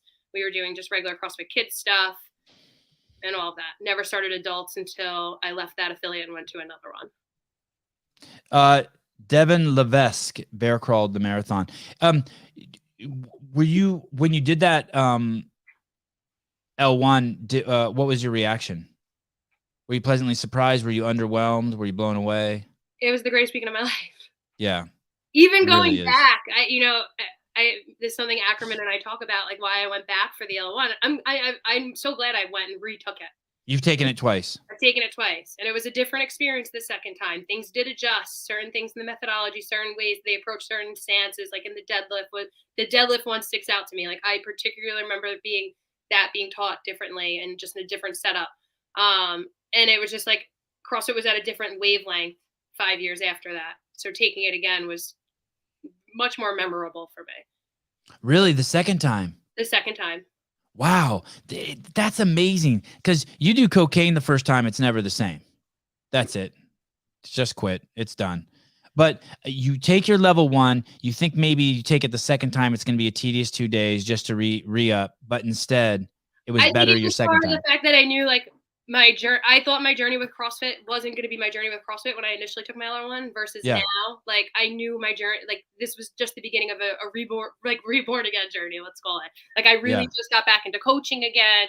I was really helping people again. So I was in a different place as an athlete and as a coach mentally going into my L1 this time around. What did you think about the culture that was shared there? What did you think about the like that's the big thing that I don't think people expect. Like you go in there and everyone's kind of like this, right? And everyone's like assessing everyone else and everyone sits in their chair and they're trying to stay in their space. And then by the end of day 2, it's just a completely, totally different vibe. Everyone's cheering everyone on, exchanging phone numbers. Like, did that shock you about how they kind of, that culture that they share there? with how open they are, like at the end. You mean? Yeah, the trainers don't allow it to be, because you have to keep standing up, because you have to work out with people, because you keep having to talk to people, because you guys get called out in the circles, because you guys cheer each other on. I feel there's this whole culture that's disseminated onto the participants of the L1 that I don't even think they realize. Like, it's not one of the selling points, right? I mean, it's kind of hard to say that, hey, come over here and we're going to teach you how to act like a CrossFitter. But by the end of those 2 days, you know all the movements, you know how to cue other people, you can coach other people, you can coach yourself, but you also leave different on how you treat other people. And it's fucking nuts. I don't know how many hundreds of L1s that I've attended, but every time, that's like my favorite part. One of my favorite parts to watch. It's like, oh yeah, you show up on the first day and everyone's so quiet and to themselves, and by the end, it's like they've been best friends, like they've been in a frat together or a sorority for 5 years. Yeah, I mean, I'm still connected with like one girl that I did the L1 with 10 years ago, who now owns her own gym as well. You know, we reconnected after I bought mine, essentially. So like I mean, there's definitely connections. I mean, for me, I look at it as more as like my coach connection. Like James Hobart is someone I met in the beginning of my journey, and he's been a huge part of my journey and probably doesn't even realize how big of a part of my journey he is. But he's somebody that if I email him or I DM him or I go to the CrossFit Games and I have my community with me and they want to take a picture with him, that guy, like, he is CrossFit. Like, he does everything the right way, and there just needs to be more of that in Austin. But he's slow to respond to text, but other than that, he's a near perfect human being. Yeah, that culture, and that's the culture you see in all the CrossFit affiliates, at least all the ones that I've been to. There is a camaraderie there. Not all of them. 99% of them. There's a camaraderie there that I feel like is learned at the L1. I wish everyone could take the L1. You know, we got a discount code when we went to the games, and like I shared it with my members. I was like, none of my coaches need this. If anybody has the money and they're thinking about doing it, like, you don't have to coach to go do it. It's an experience everyone, if they can, should do it. I have one guy, Lewis, whose company like will cover the certification for him to do it, and he's gonna go do it. My husband, who won't CrossFit, is taking his L1 this year. Oh, that's awesome. Yeah, because I think if he goes, he's going to love it. Yeah. And he understands it, right? He sits there and he talks about how he wants to be here for Jaden and he wants to be here longer. Like, dude, you have the answer. You own the answer. Like, when will you realize this? So then I was like, you know what? F it. You're going for your L1. Oh, he's going to love it. What a cool thing. I did CrossFit for just a little while. I don't know, 6 months before I took my L1, but I never did it in an affiliate. This was like in 2006.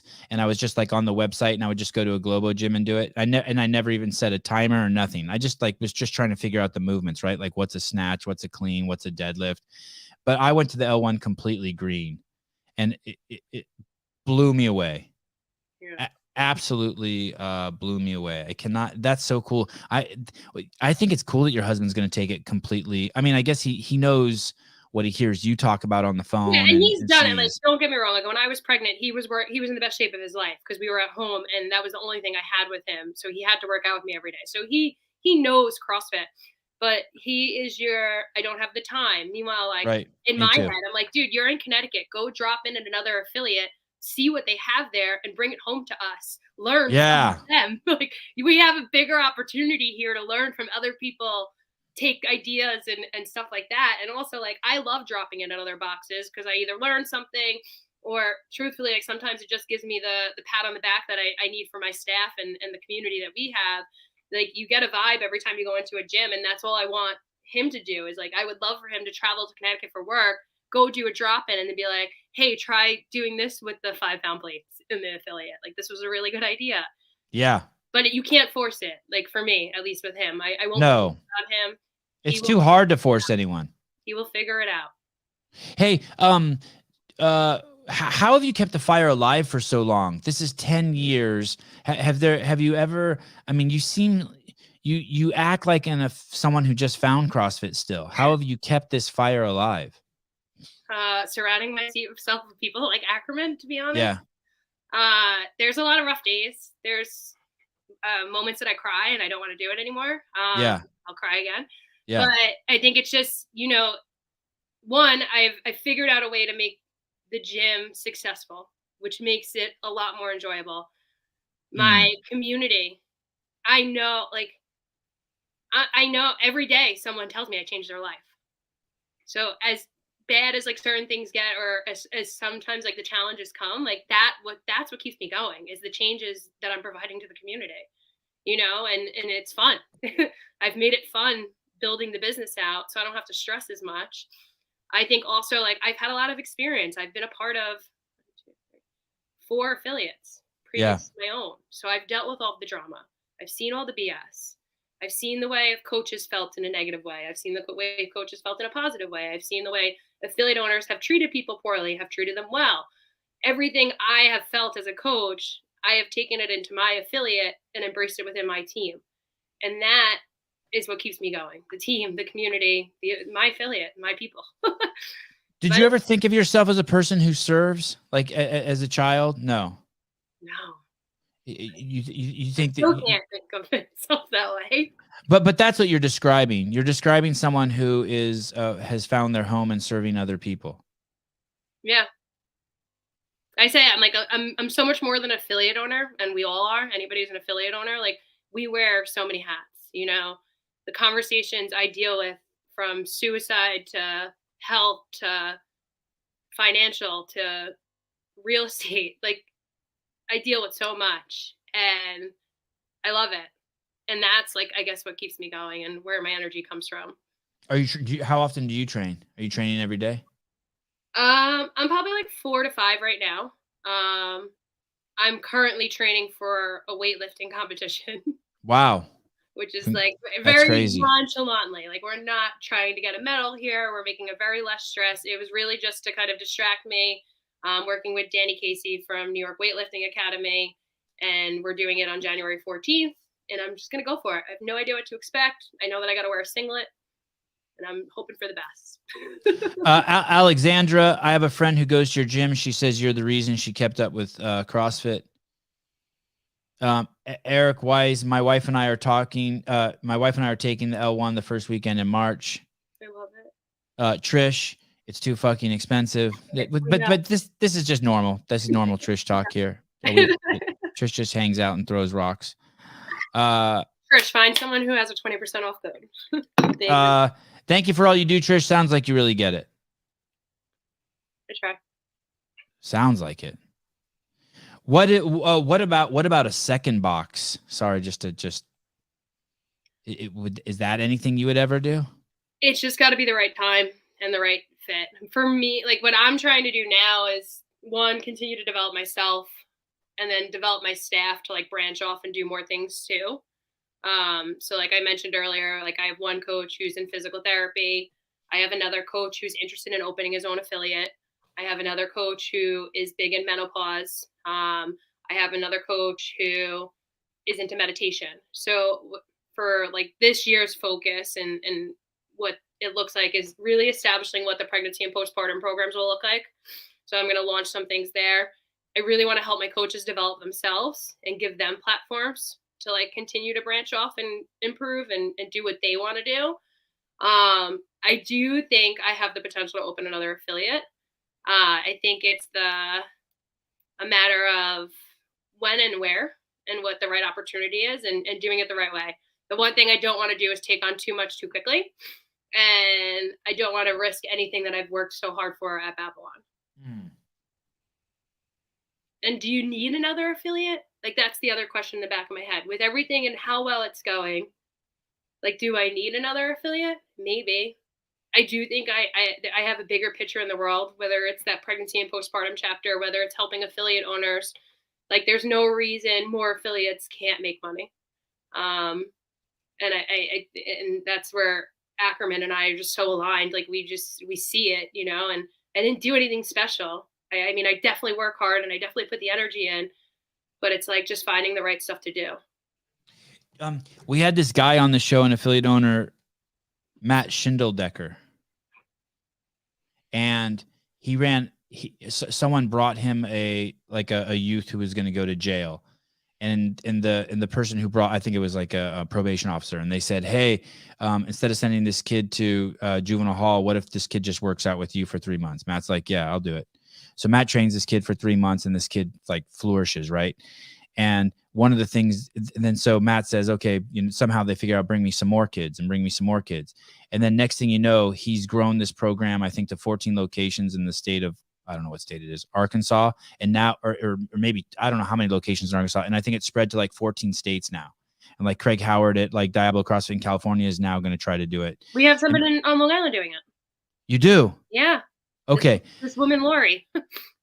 And Matt basically said, hey, there's a lot, I'm paraphrasing, but basically there's a lot of good programs out there. But I think that the reason, I think he's being, I'm saying he thinks, but he knows, and we all know, the reason why this program is working more so than like the running program or the weightlifting program is because they think they're coming here for CrossFit, but really they're in a support group.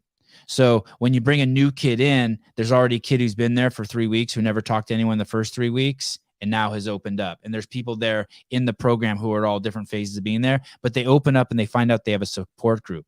It becomes, as you guys say, the best hour of the day. And it becomes a place where it's safe and they can ask questions and they can be like, hey, they're with other kids whose parents beat them. Yeah. We have multiple people in our community that are in recovery. One specifically that like recently started, and to your point, was very quiet when he first started.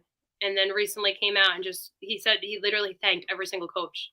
He was like, you guys have no idea what you did for me. Yeah, gives it right. Is there, so when my wife was pregnant, we went to it was called hypno breathing or something. I can't remember, but every week, one day a week for 3 hours for 12 weeks or something like that. But the coolest thing I don't remember much about it other than like I got to spend 3 hours sitting on a couch with my wife, but she made friends there and you were in a community there. And are there enough pregnant women to where you could have a pregnant woman class that's like just runs all year round, where it's like, 12 pregnant women or however many, and they get to talk to each other? Are you doing home birth? Are you doing hospital? Which hospital are you using? How is it? How like they test you guys, they get to compare tests and gynecologists and all that shit. Yeah, glucose test, all that fun stuff. Yeah. My intention is, I'm gonna either probably releasing it next week, but I'm gonna be doing it in seminars, like in the sense of like I'm gonna do a 6-week in-person course for moms, and I'm gonna do it at 10:30 to 11:30. So if they have other kids and they have drop off, they can handle drop off. They come in, they can bring their kids if they need to, and then I'm going to keep it small though. That's my thing. So like keep it to 10, maybe 15, because I need to be able to connect with them one-on-one. Yeah. That seems pretty big. Our birthing class was, I want to say it was 6 couples. Yeah. People. Again, 10 is my goal. Are there enough? I'm going to do pregnancy and postpartum at the same time. And the reason I'm doing it together is because whether you're in a postpartum journey or whether you're in the pregnancy journey, all of that information I'm going to give you is going to be relative to you. And the pregnant women can talk to the women who've already had the baby. They become a resource for them there. Exactly. They can. I use this hospital, try to get this doctor, do this room, get this job. Yeah. Exactly. So yeah, I do. I don't think it's a class like I'll offer. Again, stick to CrossFit, right? Like that's the main core. Even when athletes call me and they want to get better at soccer, it's like, what specific training do I do? You do CrossFit. Stick to CrossFit and then offer segmented, like specific things like the pregnancy and postpartum seminar. Yeah, it's cool. Added value, let's call it. It's cool. Yeah, I could just see. I don't know how it works, but I could just see a class of just pregnant women where they just come in and they just do the pregnant woman WOD. Yeah, and they get to talk to each other. I mean, that's such a crazy time for women, right? And they got all these fucking questions and no answers. Well, yeah, and there's only so many answers you want to hear from a doctor. You want to hear from someone who went through it. Yeah. And you don't want the generic answers either. Like, do what you did before this, or it'll be done when you're done after the baby and stuff like that. You've taken 5 certifications, 2 L1s, 2 L2s, and the kids? Kids. I did weightlifting. Weightlifting? I've done. You did the Ben Bergeron immersion. You're doing the coaching, gym coaching with. Denise Thomas is coming in April, and I'm pumped. She's coming to do CDP at the box. What's that? So coaches development in person. So Denise will be coming to Babylon CrossFit for 5 days. The first like 24. To judge the shit out of you? Essentially, yeah. Hey, isn't that what the L4 is? So there's the L3 and then the L4 is like in person. Yeah. So the Don't L3, they just send someone to your house and they just judge the shit out of you? How you brush your teeth and the whole shebang? yeah, essentially. And then she'll like survey me for 2 days and then she'll work with my staff for 3 days. And just kind of like guide me and critique me. And it's like a full fresh level 2. Is that, you do that through CrossFit? I did it through CrossFit and it's a $5,000 investment through CrossFit. Holy shit. Yep. Actually, it's probably more because I have to pay for our board too. Yeah. God, when are you doing that? April, the first week. Oh, I would love to hear about that after you do that. I would love to do that. How long has that program been around? I don't know. I think Denise started it. I don't know exactly how long. So how did you like the level 2? I never talk about the level 2. I've only been to like maybe I love the 10 level level 2s. If I go to that's something like I think CrossFit should do with my affiliate fee. Be like, hey, you can go refresh your L2 as an affiliate owner free once a year, because it's just a refresh in coaches. Like, yes, we're all good coaches, but there's still certain things I forget. Like when Fern came in, like that, there's one that feedback thing that he gave me, and it was like when I was coaching my toes to bar progression, he was like, don't say if you don't have toes to bar. Say if you're still working on toes to bar, because it's just the tone and the way you deliver the message. And I was like, you know what? It's a really good point, because like as an athlete, I think about that. I'm like, damn, I don't have that. And I want that. It's like address it to the point that you kind of like want to be addressed. So like in my case, I think I would do the L2 whenever I could. I had this idea. I didn't run the numbers on it or the math, but I was thinking like when it came to like the country managers and all that shit, I was just playing like I would scrap it, theoretically. I'm going to say like I would do it, but I haven't figured out. I would scrap all that shit. I would scrap like that. I guess you guys have some website you can go to and get discounts. You can, or whatever. I would scrap all that shit. I was thinking, dump all those resources, like, and bring them back and offer free continuing education for affiliates.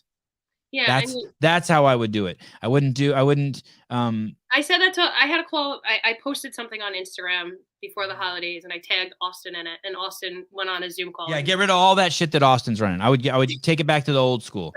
Get rid of all that. I don't think it's all bad. I just think I don't think it's bad. I would just get rid of it and bring those resources to be like, hey, offer affiliates like continued education. Well, that's what they need. Yeah, like, that's it. Yeah, you have me who's investing all this money into being better, and like I am good. Like I'm not your worst affiliate. It's like it's frustrating as a affiliate owner who cares as much, and then you go to a bad affiliate with bad coaching, because that's what hurts CrossFit overall. And that's where people get hurt, and that's where our name is hurt. Yeah, you were on that podcast with that guy who said like he tried CrossFit once and he didn't like the place he went to, so he's like, I fucking hate CrossFit now. Yeah, that was interesting. Yeah, he was overweight. The guy had him come in, do too much volume, too much quickly, and he got hurt. Of course he got hurt. And I said, Freddie, no shit. Like, of course you're gonna get hurt. It's the same conversation when I talk to someone and they're like, I've CrossFitted before and I got hurt. I was like, well, let's talk about it. Who did you CrossFit with and why? When my members, I had probably about 10 to 12 members leave New York this year in 2022. Leave New York, move with their families. Okay. Every single one of them, I had a conversation with what box they should go to when they left. Wow. Because I did not want them to go somewhere and not have the right staff. Or I gave them the guidance. Go look at the About Us on the coach bios. If they don't have an L2 and their affiliate owner only has their L1, do not go there. Bottom line. Wow. Hey, why were, this is off subject, but why are people leaving New York? Why did you have so many members move out? Why do you think? Politics? Yeah. Only one was not political that I'm aware of. Oh, and where did they go? Do you know? Where? Arizona, Florida, Idaho? Florida, Colorado. One was just upstate New York. A lot of Florida. Two are going to South Carolina soon. Texas. Who else was there? There were a lot of people. I got one guy that got deployed. A lot of people left the last year. And the guy that's deployed, so you know, I give him free access to my programming. You're a good dude. And he works out at the affiliate, and he sends me messages, and he makes me so damn proud. And he probably shares the programming. So you're helping more people than you know. Yeah. And he wears my shirt and he's so proud of everything and he's the greatest human. Awesome. Yeah, there's a box in our area where people always get injured. Makes me very upset because it gives CrossFit a bad name. Yeah. And that's where Ackerman and Fern and Marcus don't get enough credit, because if you go to an affiliate and they don't know who Ackerman is, or they don't know who you are, or they don't know who anybody is, like that to me is like a red flag, because they generally just don't give a shit about where we're going and like what we have going for us. Like, meaning that they're not. I wouldn't say me, but if you don't know who Ackerman is, then that basically means you're not in the continued education space. You don't care. Yeah, you don't care enough to advance like your coaching or do what we need as a brand. You're not looking at the resources that are available out there to make you better. Yeah. By the way, you come across like you really give a shit, maybe as much as any affiliate owner we've ever had on here. I mean, I'm not just saying that. Yeah. Yeah. I almost when I saw that interview with, I know it's probably the premise of their show, but when I saw you with the European guy in Fern and the way they were talking to you, I was like, yo, like I was like, not that they were talking down to you, but I was like, yo, Steph, she knows what she's fucking doing, guys, chill. But I know that's also their job. You go to them to get direction. Yeah. But like part of me was like, when I go to Ackerman with problems, right? Like I'll call him and be like, this happened. And he's like, and I'll literally send him a voice note. Like I even stopped texting him and I just sent him a voice note. And I'm just like, and he says, he's like, dude, he's like, you have all the answers. He's like, stop bothering me. Oh, yeah, that's great. You know, because like he's great. Like, he's just trying to help me build my confidence and learn that I know it. But I'm also like, I overthink everything I do and I care about every little attribute and every action I take. And I'm like, okay, I know this conversation is going to impact this person this way. This is what can happen. This, you know, I overthink it and I care. Well, I appreciate having you on. I was actually thinking I had Dave. I tried something new last night with the podcast, and I had Dave over to the house, and well, he forced me to do it, and we didn't. It was a great show, and there was a lot of energy. And when I went to bed last night, I was like, oh fuck, am I gonna just crash tomorrow? Like the affiliate series is kind of it can be hit or miss. And I was like, I got to make sure I bring my A game. And man, you brought your A game, and I really appreciate you having you on. This way exceeded my expectations after the high was on last night. Well, thank you. So thank you. Yeah, you are very nervous. Yeah, you are awesome. I've never told any affiliate owner this, and not because it's not true, but after having you on this series, like I would recommend anyone to your gym. I mean, I'd recommend them to any of the other gyms, but I've never thought it in my head. And like, man, you are awesome. Everything good that happens to you, you deserve, man. You are a cool ass person. Listen, and this was part of the reason I wanted to talk to you so bad. It's because like it's what Greg did for us. Like, yeah. You know, like that's where I get so butthurt by the whole Greg thing, because like I wouldn't be where I am without that L1 handbook. Like yeah. I'm living what he wants for every single person, and what. Not just what CrossFit has provided to me, but what Best Hour has provided to me and Ackerman has provided to me, and what all of the work and hard work I put into this. Like, people can make money here. You know, when my coach tells me he wants to become an affiliate owner, I'm like, I look at my husband, I was like, that's an opportunity that other affiliate owners would be shitting their pants thinking he's going to take over their business. But I'm like, we can develop this kid to go do it on his own. Yeah. And that's the biggest win of them all. Why aren't you afraid? Why aren't you like, fuck that? No, that guy's going to take my members. Why aren't you afraid? Why are you supportive and not afraid? Because the people that are with me because of who I am and everything I believe in. The people that I have gotten very good at firing members or firing people that aren't right for our community. In the sense of there's enough people in the world to have multiple affiliates that people are going to mesh with me and other people are going to mesh with a different affiliate owner. And I understand that. So, and it sounds like you also said this, I'm reading through lines, but, they're going to open the gym regardless if you support them or not. And at least if you support them, maybe hopefully you can make sure that they're good coaches in a good gym so that they don't hurt your business. Exactly. Like there's a gym 5 minutes up the road from me. Him and I talk often. We are two different people. I am, as they like to call it, the mom and pop gym, which I don't really see it that way, but fine, let's call it me the mom and pop gym. And they see themselves as the competitor gym. And that's fine. I'm totally fine with that being their angle.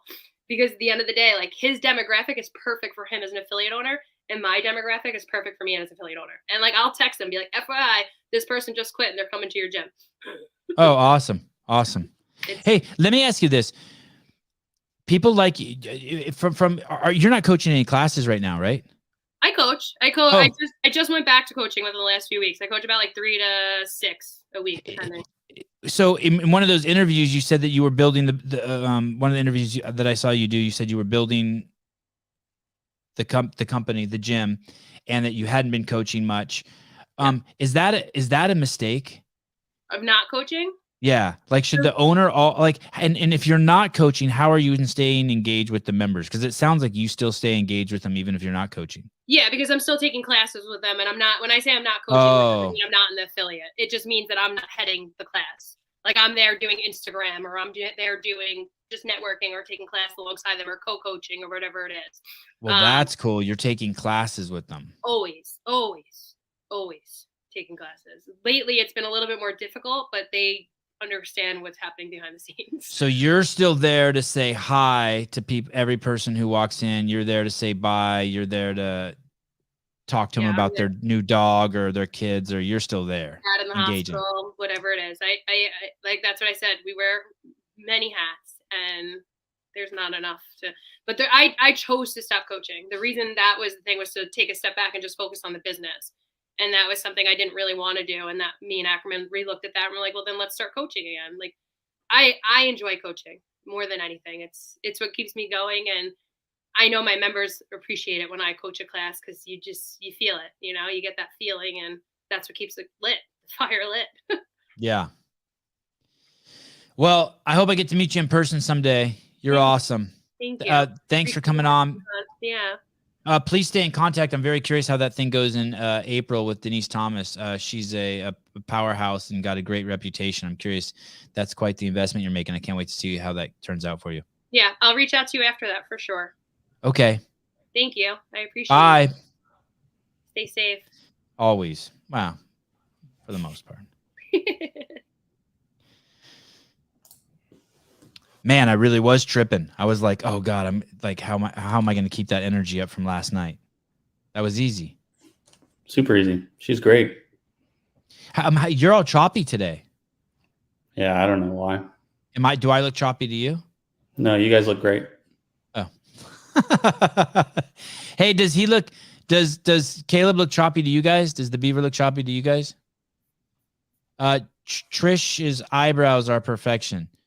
You mean Caleb's eyebrows? What are you talking about? The tank talk always gets Sevi excited. Yeah, maybe that's what it was. Just go straight to the legs wide open.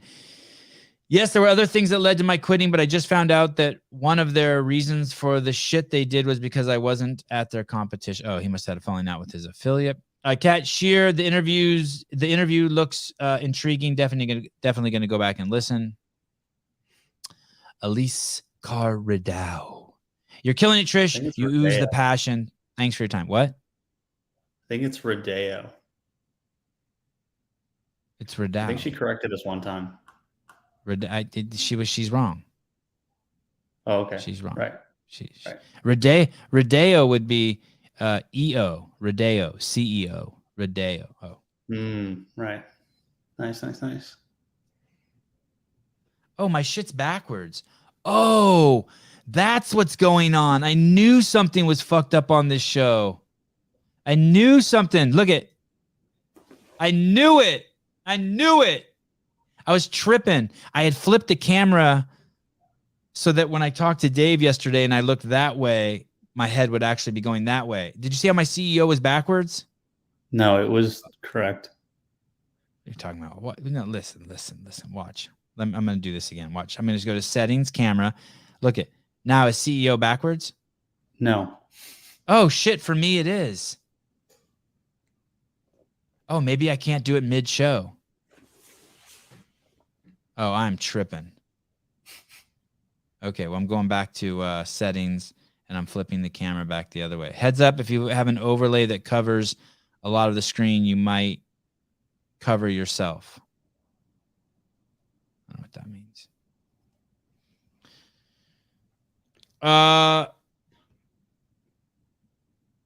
Caleb is sleeping. I know, yeah. His screen froze and his eyes are closed. Rodeo. Well, then tell her to change the spelling. Athena Perez, great show, guys. Trish, see you this spring. Oh, at first I thought she was going to say she is the spring. Sevan, I quit my affiliate of 10 years. The new owners held it against me that I was on your podcast instead of volunteering at their. No, come on. Come on. Held what against you? Their boobs? A penis? What do you mean? Held what against you? Hopefully some boobs. Yeah. It's always nice to have some boobs held against you. Clay Dupee. Awesome woman. Yeah, she was great. What a powerhouse. That's a good place to go. I wonder how long she can keep that up, man. She's been doing it for a while. I know, but that passion, man, she's she's here. She's I'm guessing eventually it just becomes habitual, and that's just the way that you live your life. I guess, but after I did that Danielle Brandon show, there were some comments saying, "Hey, Sevan, you really brought your A game." And I realized, oh shit, that means that I've kind of gotten complacent in sub shows. I'm not paying enough attention and bringing my A game. And I'm guessing that can happen to an affiliate owner too. So that's really haunted me since I saw that comment in a good way. Like, okay, I need to be really engaged. Sure. Right. And I was probably had toned it down to like an 8.5 for some of the guests. I really fucked up the podcast the other day with that cop. I was not myself. She kind of explained it a little bit though. She was just having like ups and downs. Like she may have that persona, but it also fluctuates day to day. It's like when her landowner or whatever told her that she didn't want to sell or didn't want to give her the office and stuff like that. Like I'm sure it just fluctuates day to day like that. Like she yelled at some of the people in there. I told you to get your fucking elbows up. Right. She's not perfect. Fire some members. She's not perfect, Sevan. I thought you were spastic mess for the Danielle Brandon interview. You needed to smoke that bag. Fuck off. I was fucking amazing. Eat a dick. I thought that show was hilarious. Yeah, you can't bring me down from that. That was thank you, Matt. Thank you. That Danielle Brandon interview, she's so great. She's so great. They needed all hands on deck that day. They have no clue who Sevan is. Probably don't know who Dave or Greg are either. Well, I'm glad you oh, then I had Athena on, and that show I took a beating. A little spanking. The little haircut, as they say, a little haircut. A little trim off the top. Yeah, she gave me a little trim off the top. Our personality is simply based on the moment. Oh shit. So deep of you, Trish. Wow. I know. Eric Weiss. As much as owners engage with their clients, clients need to engage with the owners and see how they are doing so they can maintain their game. Well, yeah, I guess that's important, right? Because especially if you really care about your gym, you need to nurture the owner back too. Thank you. I know that one was great. She brought her fucking A game. Man, hey, I told Sousa after the show that was the best Susan I ever clicked. Really? Yeah, it was great. I mean, not that there was I'm never like, fuck this guy, but like I was like, every time he talked, I was like, thank you. Drinks 4 C4s in a day like Hiller. Well, I've really cut back on my caffeine intake, and I actually was going to start blaming it on that. But you know what? I'm not going to blame it on that. I'm just going to try to like fake it a little more till I make it. Personal accountability. Do you think I came in too hot on this show? No. Okay. It was good. Because I was kind of like the energy too, so. Yeah.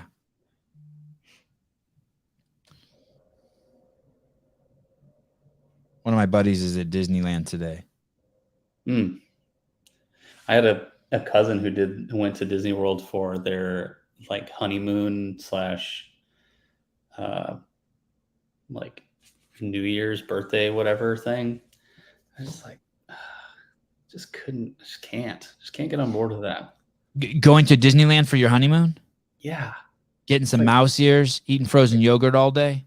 For one, it's so stressful. Like, it's not. Try going there with kids. Literally, that's what I'm saying. Like, I mean, it was just the two of them, but I just could not imagine, like, no thanks. Dude, I spent a fucking $1,000 and went on 5 fucking rides, and like one of the rides was like a teacup ride or something. You know what I mean? Like, God. But my Yeah. kids had fun, and that was really cool. And now they can check it off their list. And they I don't mean- notice any of the bad shit like I notice. They don't Yeah. notice any of the. They don't. We went to Universal Studios one time. Yeah, and that's expensive, but that's cool. holy shit. The like That's on so the price expensive. board, like they have Yeah. payment plans. I was like, if you're gonna go into debt to go to the Universal Studios, you need to rethink your life. Like, hey, swipe your credit card. It's $189 to get in. We'll charge you 3 monthly installments. Yeah, it'd be like a year-long installment of like $20 a month. That's fucking nuts, dude. Yeah, absolutely. And what's crazy is like you can't, like if you just get the normal ticket, you only go to like part of this park. So you have to get an additional ticket to go to like all the rides, but you can't get that ticket by itself. You have to get both of them. I'm looking. Oh shit, yeah. Universal Studios, you can make a down payment. Yeah, it's crazy. Hey, I was there one time with my kids. Just like you don't have to walk in, like they have like that mall that just sells all garbage there in front, right? It's like it's probably like a quarter of a mile long. It's just this strip of just stores and Starbucks and Goofy, just all the stores that sell kids crap to your kids. And my kids were running around in there, jumping on shit and running in there. I made a post about it in my old Instagram account. And security came up to us and says, "Hey, your kids can't be playing like that here." I'm like, "What do you mean?" They're like, there was no one there. We got there. We were at the hotel right next door and we just went there early. And they're like, "They can't be running around and jumping there." And it was like these concrete steps and benches that they were running up and jumping. I'm like, "Okay, well, where is the place that kids can play?" They're like, "We don't have a place where kids can play." Huh? I'm like, "Your Universal Studios, is this a family-friendly place?" He goes, "Yeah." And I go, "But you don't have a place where kids can play and jump from stuff and climb on stuff?" They go, "Nope, we don't have that here." And I was like, bingo. Like at that point I knew, okay, that like these places are just, What? they don't have the hell? anything. Yeah. At least Disneyland does have that. Disneyland Yeah. does have like this island you can go on with a boat and the kids can just fucking, Yeah, go parks bonkers. and like yeah. sand pits and shit, like all sorts of stuff. Yeah. City Walk. Yes, Christine. Yes, City Walk. Dang, that's terrible. Yeah. How boring. It's like, dude, you just spent like probably a couple grand trying to get in there. And you're telling me my kids can't run up and down the sidewalk and climb on the concrete steps? I think this, yeah, right. No jumping. Vindicate, do you need? No, he doesn't need turning. It's not a big deal at all. Listen, that thing is just nothing. Someone fucking tattled on him. So let me tell you what happens when you work it. Let me just show you guys something really quick.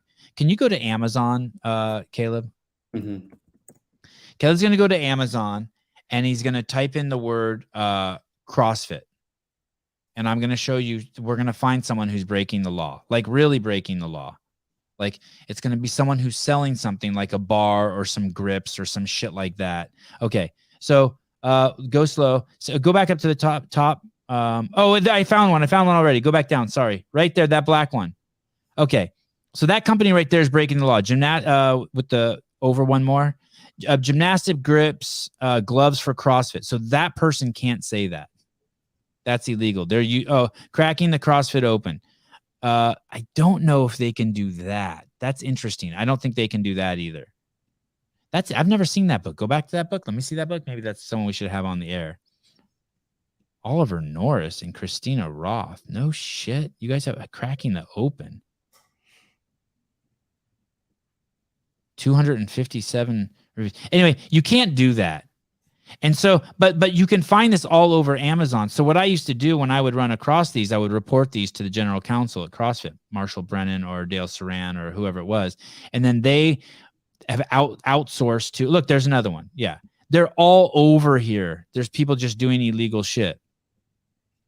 And so someone obviously didn't like what Travis was doing and reported him. It's the same thing with they got some asshole over there. I have to assume they work at CrossFit Inc. who keeps reporting my show. Yeah. I don't think they realize how true that is. I don't think. And so some like but once someone reports it to the council then reaches out to this outside legal firm that they have a contract with that's in charge of sending out all the cease and desists. And to tell you the truth, CrossFit probably won't even do anything. But they're going to send them to the DoD because we have a CrossFit tent and it's labeled CrossFit tent. It's not affiliated. That would be stupid if they did that. The thing is they have to do it in CrossFit's defense. They have to do it because you can't let there be on record that you're not defending the trademark, or else you have a chance of losing the trademark. Get it? Do you guys understand? How many cease and desist do you think that they're giving out? Anywhere from 5 to 100 a day. I mean, mostly that legal team is probably mostly preoccupied with telling gyms in Mexico just to pull down the word CrossFit, you know? But I mean, I'm not joking either, but I remember seeing that. That was hilarious. It was just like cross-fit. Yeah, that shit's happening all over the world. So massive billboard. So the Vindicate thing, it's like, hey, someone reported you, and that's just the way it fucking is, and they have no choice. They have to send the cease and desist, because if they don't, then there's evidence that they're not protecting the trademark, and that is really bad for CrossFit. That is a battle that will at some point will become, if they, yeah. Anyway, it was a constant issue over at HQ when I was there. So don't worry. Just don't worry about it. It's just nothing. They have to do it. They're you would do the same thing if someone was using your shit and you had to follow the rules too. I don't think CrossFit per se is like worried about it. They're worried about the fact of the precedent it sets. Make sense? Yes. Thank you. Okay, tomorrow morning. Wow, tomorrow morning is going to be a run. You guys ready for this crazy shit tomorrow? The great James Sprague speaking about energy. Then Sam Dancer. Then Rich Froning. What food will I never eat?